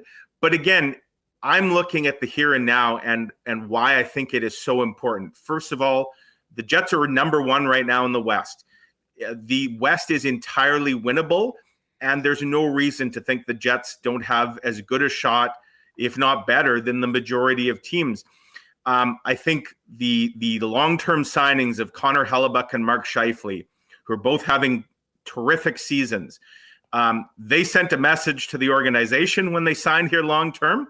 I think there's an expectation that the organization would send a similar message back that, these guys, Connor Hellebuck doesn't care what the 2025 first-round draft pick might look like, or quite frankly, how much Colby Barlow might help the team in 3 or 4 years from now. He doesn't. He cares about right now and this season and winning. And I think that's why, if you're the Jets, and I think, we just saw Gary Bettman and Mark Chipman and all that happened with the push off the ice, I think this fan base is crying out for a team to really show an all-in mentality. And with what they've been able to accomplish on the ice so far this season, at times with a shorthanded roster as guys have come in and out, I think you'd love to go into the playoffs believing that you are equipped for just about everything that the playoffs might throw at you. And yes, there's a lot of luck involved, and things can go south for sure. You just want the best odds, the best chance. And so I think if you're the Jets, as much as this is a draft and develop organization, I think the mindset right now has to be, pedal to the metal. Let's go for it. And again, you have to, there's a lot of teams potentially bidding on the same players. You have to be careful about an overpay. You also have to be cognizant of the fact that a lot of times these big trade deadline deals, they don't necessarily work out for the team that adds. In hindsight, you look at history, sometimes it's the smaller, more subtle ads. And that's why, to go back to my original answer, Huss, I think the Jets made a big splash with Sean Monahan. You can't at all question the value that he's brought so far, and I suspect will continue to bring to this roster. And so I think there's room to make a couple more ads. They may not be the flashiest or the biggest names or the biggest salaries, but I think that some additional depth to what they already have could make a very good team even a little bit better. Yeah, and I'm with you on that. I mean, it would be, especially when you talk about with the question mark of Velarde, which is making a lot of people nervous, right, myself included. If you can get a guy that comes in on the right side, I mean, Tarasenko's a guy that we haven't really talked a lot about, yep. And I mean, I love the fact of guys, just because of everything we've talked about, how many players the Jets already have signed for next season. Of getting a player on a rental, it's a different scenario. Before, we were always talking about getting a guy with term because they needed to have it. I think it's a very different scenario right now for the Jets. And, a player like that comes in on a good team with a great opportunity to make an impact in the playoffs, knowing how important that is going to be for their next contract, I think fits very well for where the Winnipeg Jets, the Jets are right now. Absolutely. Whether they'll be able to pull that off is the question.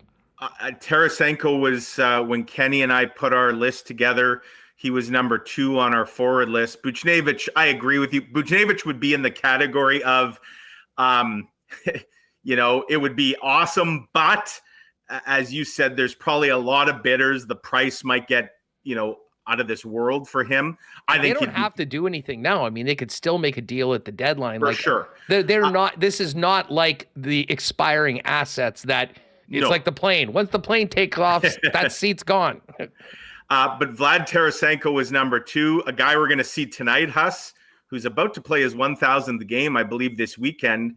But there's talk about potentially re-signing with the Kraken. That's Jordan Eberle. And then a guy that I really think is worth keeping an eye on, because I know for a fact, Huss, the Jets have previously sniffed around this player last season, and there was some real interest in him. Nothing obviously came to fruition, but that's Anthony Mantha, who ticks off some boxes. The guy's a monster, 6'5", 234 pounds. He's a right winger.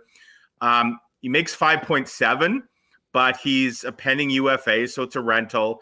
Washington would probably eat some of that salary. And, imagine a third line with Lowry and Niederreiter and Mantha, and what an absolutely beastly line. And by the way, Anthony Mantha is having a great season. He's got 18 goals, 19, I believe he scored the other day as well. So he's almost on the cusp of 20 goals. He's a guy, and, I've also seen the name Joel Edmonton thrown out. Stanley Cup winner, obviously Manitoba boy. There's that depth defender potentially that could be a nice fit as well. Good character. So I think the Capitals are a team that's worth keeping an eye on. And to me, Mantha and a guy like Edmonton might make a lot of sense. And certainly Anthony Mantha is a name that I've heard quite a bit of. And I know there's some other interest as well from other teams. I think Edmonton's been linked to him. But yeah, it'll be interesting to see where this goes. And the clock is certainly ticking. You know what? Just before we go, because I'm going through this trade bait board, I'm looking at a bunch of guys that are right wingers, and a guy that we talked about a little bit that we saw last week was Jason Zucker, yes, who has some experience. He plays on the right side. Then I look at he's got 9 goals and 25 points, and that got me thinking about where the Jets are right now. Morgan Barron just scored his 10th goal of the season, that game winner, playing almost exclusively on the fourth line. Yep. And killing penalties. I know people are all over Mason Appleton. He's got 10 goals and 14 assists, and I think has sort of exceeded what people's offensive output they were thinking. Just the fact that the Jets have a multitude of players who have produced earlier on this year, I do wonder. I mean, to me, I think it's more depth guys that could come in and be a piece. But I mean, Barron is a perfect example of a player that if they did want to, get another guy in on that Lowry line, for instance, so we get closer. I'm still high on the thought of Iafallo playing with those guys, to be honest with you. Yeah. I've thought that since the start of the year, and that really hasn't been the case. But if you feel you need to make the move, like a guy like Morgan Barron is making a case every single time he goes on the ice that, I know there's a lot of guys out on the trade bait board, but let's not forget about some of the guys that are right here, right now. And I think that really speaks to the depth that has brought to the Jets to where they are this year, as much as we focus on certain players and, Josh Morrissey with the season he's having and Connor Hellebuck. Like, there's been a lot of guys that have had a big part in this success, and Barron is a perfect example of it. He really is. The Jets have 9 goal scorers now in double digits. Morgan Barron was the 9th member. They're all forwards. They have 3 other forwards, Huss. Lowry, Nemesnikov, and help me out with the one I'm missing here. Sean Monahan. He's got 8 and 8. Right. Now we're counting, of course, his overall goals, and he's up to 20 on the year. But, Alex Iafallo. Iafallo, Lowry, Nemesnikov. They're all at 8. If those 3 guys can each get 2 more goals in this last quarter of the season, you could make you would. It wouldn't be an argument. It would be the truth. Every single Jets forward, all 12 of their top 12 forwards would all be in double digits in goals. Josh Morrissey could make it 13. He's at 8 as well. And Brendan Dillon is also, he's at 7. It's possible the Jets could have 14 guys at the end of the year in double digits, which again does speak to that depth. The Morgan Barron thing is fun. I don't know if folks realize this. Remember the guy that the Jets traded for Morgan Barron, the rental at the when they traded Andrew Kopp? It's funny that you bring that up because today on the Lock Shop, we were talking about this, and like Dusty was kind of making cracks about how over the top people are in Edmonton right now about expecting all of these moves. I said, you know what, just for fun, we've got a few minutes. Let's go back to every deal that was made last deadline. Let's go to every deal that was made the deadline before. And like the Barbashev one really paid off in spades for Vegas last year. He wasn't the number one guy on the board or wasn't even thought of as the biggest of big splashes. And you go back to that 22 trade with the Rangers, and listen, you could argue that it worked out very well for the Rangers. I mean, Andrew Kopp played great throughout the playoffs. They made it to the conference finals. That's why the Jets ended up getting a first rounder instead of a second rounder, which turned into Brad Lambert. But Barron, Lambert, Salmonson, and Milic was the payback from a month and a half of Andrew Kopp, and that will go down as one of Chevy's best deals. Andrew Kopp is making now, because he signed with his hometown Red Wings, $5.625 million. Morgan Barron is making $1.35 million. So about $4 million less than Andrew Kopp. They both have 10 goals this season, Huss. And Andrew Kopp is he's often been the second line center, sometimes the third line center in Detroit. Morgan Barron, as you said, is perpetually playing on the fourth line. No special teams, and penalty kill, but not the power play. Andrew Kopp's on the power play. So, yeah, I mean, it just goes to show, Kevin Cheveldayoff has pulled off some really, really intriguing deadline deals. You know, you go back to Niederreiter and Nemestikov last year. I think quickly Sean Monahan is getting up in that category as well. And then that was as a buyer. As a seller, he's done pretty well as well, and the Kopp trade would be at the top of the list. We know, Huss, he will not be selling come this Friday or the rest of this week up until Friday. He won't be selling. I do expect he may be doing a little more shopping. We'll see what he can pull out of his hat. The other thing about Kevin Cheveldayoff, and I go back to the Paul Stastny ad in the spring or back at the trade deadline back in 2018. Remember the Paul Stastny deal? There was a guy that was on nobody's radar. Nobody knew Paul Stastny was even available. And I would suggest last year, you could kind of say the same thing about Nino Niederreiter. Like, it's not like Niederreiter's name was out there as a name being shopped. Kevin Cheveldayoff, for whatever reason, he's got this knack sometimes for quietly going about things. The insiders don't necessarily get a track on it or a beat on it. I'm not saying that that's going to happen between now and Friday, but I would not rule out that there's a name or two that nobody's talked about that's on nobody's list. That doesn't mean he's not on Kevin Cheveldayoff's list. And we've seen in the past that he can sometimes get those deals done. Yeah, and speaking of deals done, I know I was going to make a crack about Hammer's Sidney Crosby discourse that we had earlier on. But right. Kyle Dubas has said... Darren Drager's reporting this. I mean, I think Dubas has pretty good connections with all the Toronto national media, if you will, that they're looking to get the Gensel deal done by tomorrow night, which will be very interesting if that deal does get done early as to what the price is and what that means for the realistic asking prices of sellers and what teams are willing to do. Where are you? Kenny's in Seattle on Friday? Yeah, so I'm going to be at the home base here. I'll be down at the rink. Kevin Cheveldayoff is not traveling with the team to the West Coast. He will be staying behind here in Winnipeg to obviously work the phones, and then we'll be hearing from him on Friday afternoon. So, yeah, Kenny, and it kind of times out well, Huss, looking at the math here with the time difference. The Jets should be stepping off the ice at the end of their morning skate on Friday in Seattle. And Kenny will be there for us to get player reaction on maybe anything that happens by that point. And I'll be down at the rink with the masses and with Kevin Cheveldayoff to see what he has to say.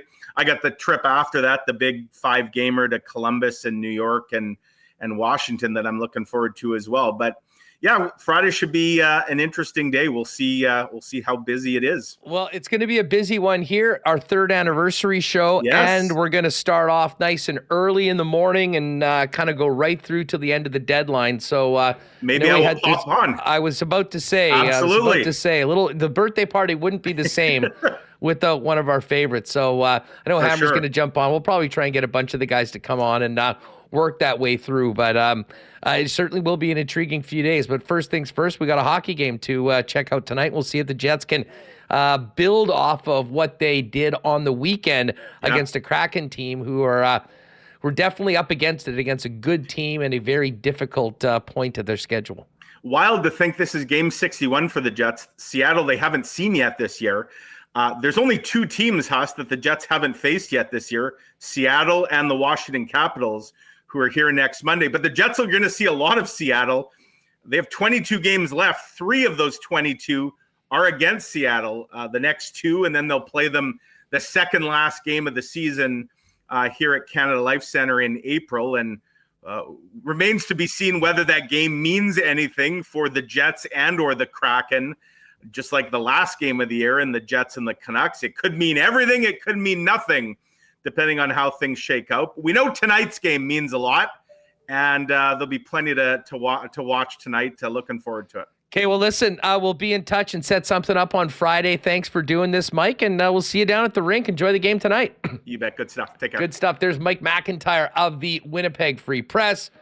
Make sure to give him a follow and check out all he and Ken Wiebe, Jeff, and the rest of the Winnipeg Free Press sports teams reporting on the Winnipeg Jets. And, of course, Ken will be in Seattle on Friday. Maybe we'll get we will get Kenny on at some point as well. Probably bright and early Seattle time before they get out for that morning skate. Holy smokes. We're pushing 700 in here today. Great to see the massive crew in live on YouTube. Folks, if you haven't already, make sure hit that subscribe button. If you're just found us, we are talking Jets, Winnipeg sports, all the other big sports topics every day, live at 1 p.m. Central, Monday to Friday. So make sure to join us on the reg if you're just popping by and seeing us for the first time now. Appreciate you all. Hey, we were just talking a lot of Jets right now, and of course we're focusing in on what is happening on the ice. Off the ice, the work continues to build up the Winnipeg Jets season ticket base. It's great to hear from a number of people that are fired up for the playoffs and next season that have thrown their deposit down on a 24-25 package and counted them in for the Stanley Cup playoffs. You can do that as well right now by going to winnipegjets.com/deposit. Great map and pricing of the entire arena for the various packages that are available. So if you're considering it, get on, do that. I know the people in the office would love to talk to you more about how to get you on the squad for the 2024-25 team. Speaking of those playoffs, you're going to want to get down to Royal Sports and get your whites out. We'll see what the team's going to be wearing and all that for the playoffs, but the fans are going to be dressed in white. That much I can guarantee. Of course, Royal Sports has incredible selection. Biggest in town of Winnipeg Jets merchandise. Many exclusives you won't find anywhere else.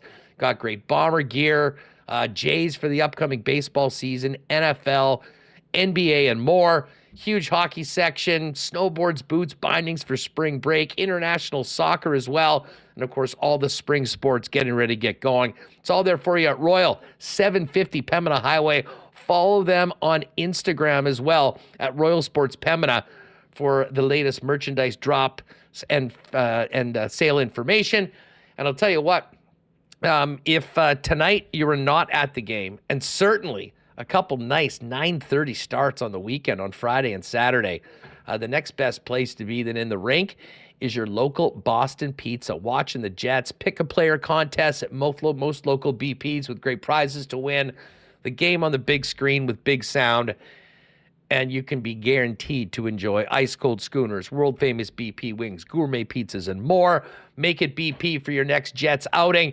And if you are staying at home tonight, get it hot and fresh to your door by ordering online at bostonpizza.com. And just before we bring Remis back in here, shout out to our friends at Aikens Lake Wilderness Lodge. Already starting to think about fishing season in the summer, hopefully after a long Jets playoff run. But if you're thinking about planning a world-class fly-in fishing trip right here in Manitoba, where you can be on the water in less than 2 hours, Aikens Lake is the place. World-class fishing and even better hospitality from the Turen family and the great Aikens team. Find out more online at aikenslake.ca or hit them up on all their socials at Aikens Lake. All right, let's get Remo back in here. I hear you sort of giggling behind the scenes as I do our reads today for our wonderful sponsors. What's going on? Okay, a couple things here. One, whenever we talk about the trade deadline, people talk about Kevin Hayes and if it was a good deal. And I'm a Kevin Hayes truther. I think it was a good move, and maybe it didn't work out, and I think wasn't done any favors by the coaching staff. But we do enjoy looking at Money Puck, Huss. I pulled up Money Puck. Don't look at the score, Game 5, too painful. God, But we're going there, aren't we? Look who had the highest expected goals total in that game. Kevin Hayes. There he is, for the top one for the Winnipeg Jets. Yeah, because he pulled a goal out of their net. Like, that's a 100% expected goal. It's almost a miracle in reverse that the puck didn't go in the net. So, yes, I would offer that was more than expected to go in. It would have made it 3-0, and it might have changed all of history when it comes to the 2018-19 season. That's why we want the Winnipeg Jets to finish the story. And get that banner that they didn't get in 2019. But I'm also laughing. I guess I made a comment in chat. We're talking about players' ice time. And I think BA Split meant to write, "You lit a match and ran away," but he typed, "I lit a match and ran away," and I accused him of trying to fart on me in the chat. And, well, that just sent the chat off the rails for Winnipeg fart talk. So we're having a lot of fun in here. Nice to see so many people here on deadline week. That was a great conversation with you and Mike. I'm curious what is going to happen here, and hopefully they save all the trades for Friday while we're here, 11-3. Yeah, massive spectacular on Friday. We'll have Connor's going to be hanging around. We'll get a bunch of our regs to pop by, depending on what happens around the league. Maybe lean on some of our other friends outside the market. Speaking of outside the market, my boy Pat Steinberg is going to join me from Calgary tomorrow. Calgary's certainly one of the most intriguing teams when it comes to the trade market. Already they've traded 2 significant players. Noah Hannafin, what happens with him? Does Jacob Markstrom get moved? So we'll touch on that. And Pat is as dialed in around the league as anyone. So we'll get his thoughts on the landscape of the trade market heading into the weekend as well. And of course, Murat's going to be on. And I know we've spent a lot of time talking about the Ehlers bit. And he's sort of been at the front of and always very fairly talking about the pros and cons. And we heard about some of his questions with Rick today. So we'll see what happens tonight, and then talk about it with Murat as well tomorrow on the program. Remo's going to be away. Connor's going to be jumping on. So it should be good. Speaking, by the way, of comments in the chat, this was a few minutes ago from Seed of Wonder. And yes, I got some nice comments on this shirt from the Lock Shop today as well. This, if you can see this little old school retro heritage golf shirt that I got. Seed of Wonder said, "Just noticed Huss's shirt, which is a breath of fresh air after the hat fiasco yesterday. Though it was Barron's, not his hat, that was the worst, although mine was probably a close second in the mind of many people, considering how I was shamed online for that choice of hats." I still can't get over how bad that one is. Should bring it up again? Morgan Barron's hat from yesterday, from Sunday's game. Should we ask him? I always wonder, like, is there just a bin of team branded merch and they just get to like take their pick of the hat in there? No, how does it all work? At times of the year, I think they bring out like, okay, here's the new stuff, because you'll see guys wearing a particular style in around the playoffs. They've all got their Stanley Cup playoffs hoodies, like that one that I got from the locker room store at the Fan Fest that I wear sometimes on the program. So I always liked when they had the skills competition. It was a cool thing for me because every player I remember would skate around the ice in a different hat, or a different apparel item, and they'd be throwing them to the crowd and stuff. So I always wonder, maybe if Sarah is listening to this part, maybe they should show that in Runway where they have like merch day and they get all their merch for the year. Yeah, I want to see. That's what I want to see. Special fitting. Let's see the merch fitting. And here's the Brant Batter's giving it to me. Huss's hat was worse than Barron's. I will. No. Listen, your hair is I bad. think there it is. There it is. That honestly looks like they took a $2 hat from a bin and just pressed that little silver rectangle on the front of it. It's terrible. I just scored a game winner, 10th of the year. Should be wearing a crown or something as opposed to a. That's what they did, Huss. You're right. They took it, and then they charged you $40 for it. Well, Fanatics has so many issues right now on their plate. Mm-hmm. I would suggest that some team locker room wear in the National Hockey League is far down the list. First of all, they need to be able to cover up major leaguers' junk when the season starts in a few weeks as well. So there's anyways, the chat has been hilarious today. Gregory Liverpool, you're kind of debating if you go to the game tonight. Yeah, you should go to the game tonight. I'll be up in 316. Pop by and say hi if you're there. You know what? Hey, Reem, I know we got to the Bones clips, but there's a couple other I just wanted to get to before we get to a busy night in the National Hockey League. Let's do quickly. We talked about Nate Schmidt. He's out tonight. I thought he played. I mean, listen, that setup that he had on Nino's goal as part of the big comeback on Saturday was great. I thought Pionk had a real strong weekend as well. But Schmidt's out tonight. Stan's coming in. Bones sort of explained that decision earlier this morning. We're taking Nate Schmidt out. Nate's been really battling it. He was really sick in Buffalo. So we're taking Nate out and putting Stan back in, giving him a chance to recover here the next couple of days. And again, there's a couple of guys I've talked, they want to play through it. So Nate he could play through it, but we've got an extra body here, so Stan's been playing well, so let's give Nate a good chance to get rid of this thing. All right, there we are. So, the hat conversation continues. Sklarty, time for a why not question of the day. Whose hat was worse, Huss's or Barron's?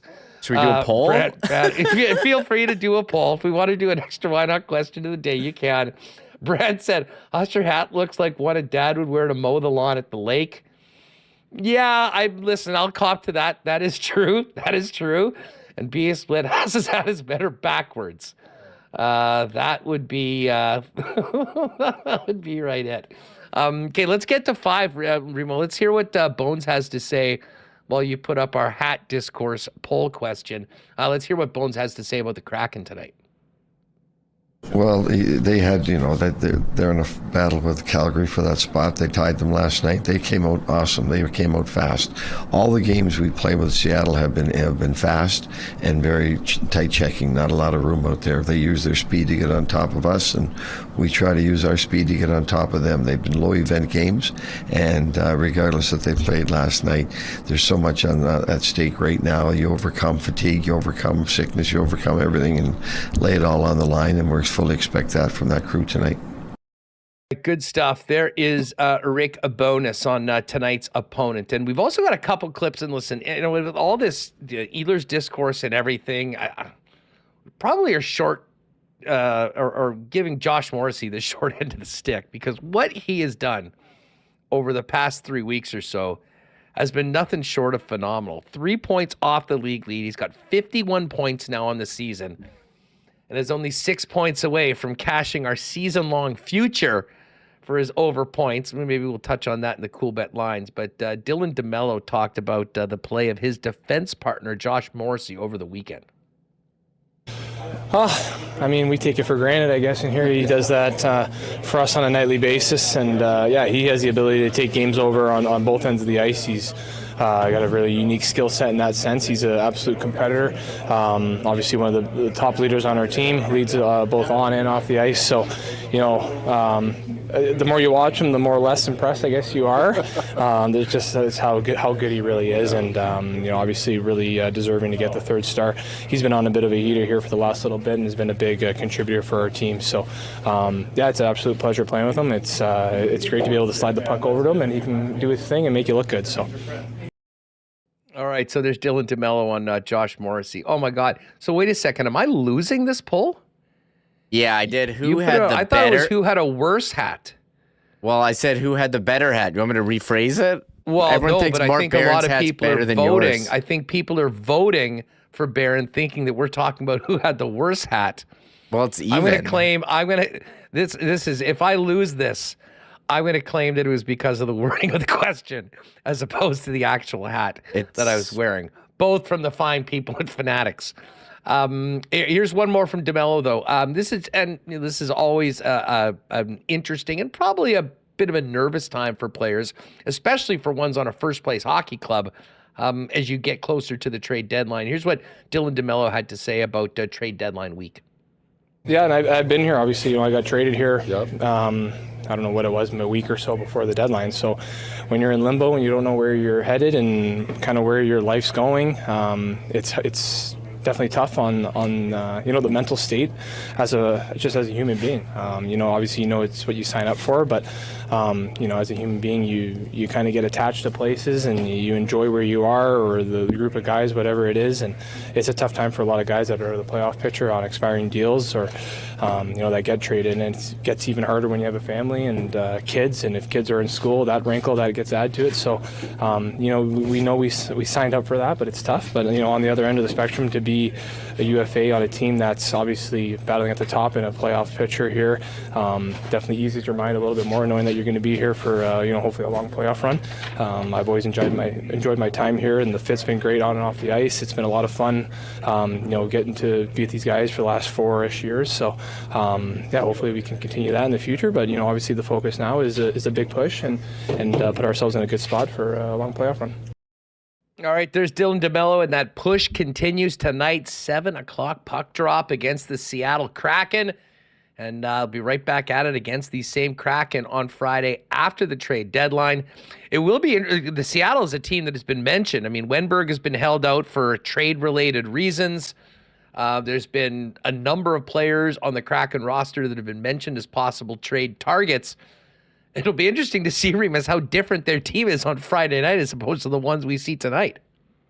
Oh, yeah, I never thought about that. We're wrapped up in our own thing. But, yeah, they do have a rematch on Friday after the trade deadline. What will the Jets team look like, and what will the Kraken team? And just looking at Seattle's cap-friendly, we've gone over the pending UFAs. Jordan Eberle's name, Andy Strickland mentioned last week on the show, but there's been some reports that they want to re-sign him. And Thomas Tatar, $1.5 million, he's a UFA.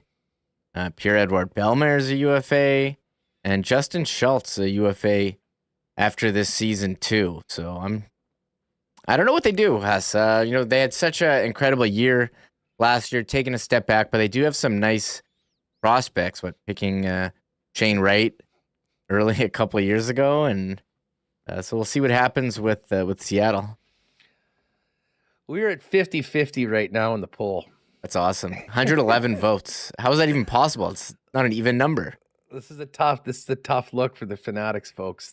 Either one of them, people can't decide which is better, which is worse. However you want to slice it. Listen, I do have better lids. I will say that.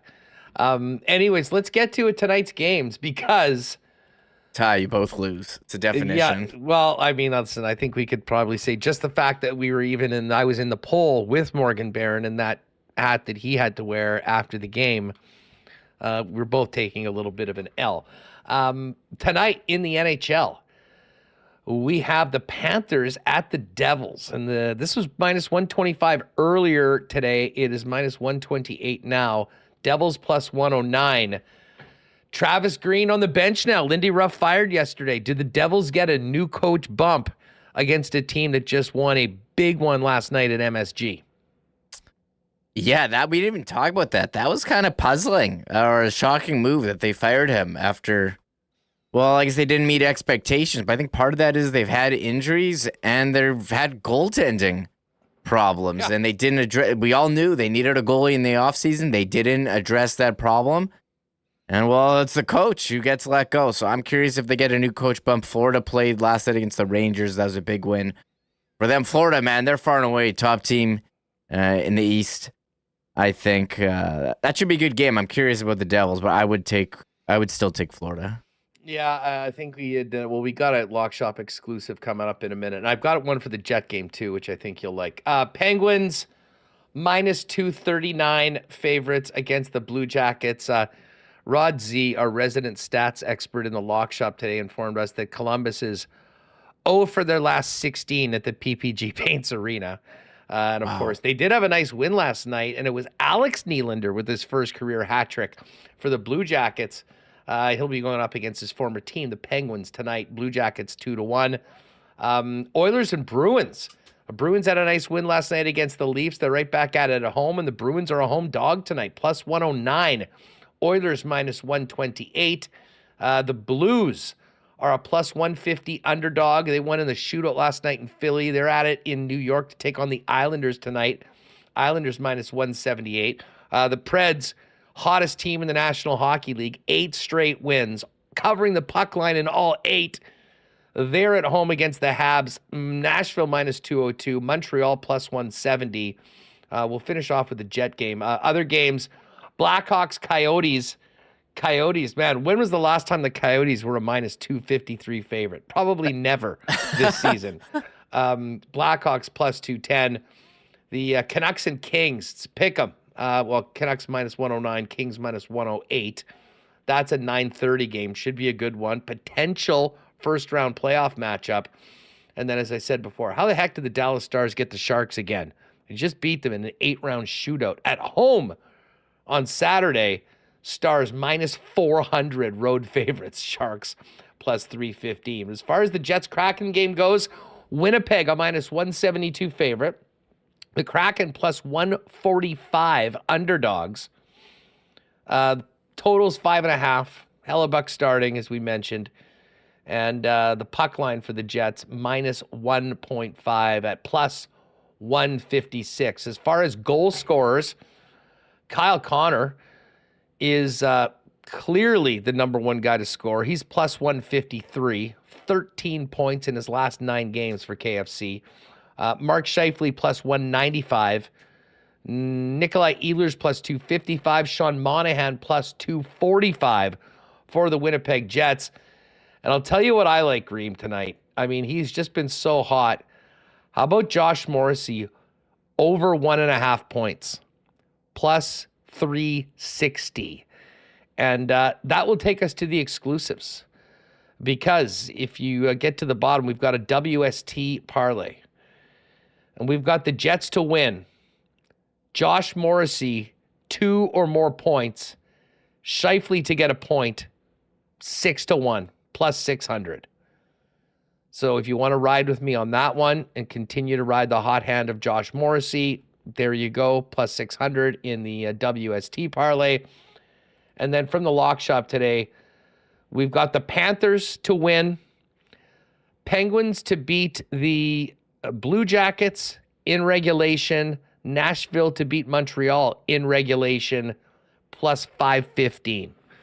So if you would like to ride with me and the lock shop, there you go, over at Coolbet.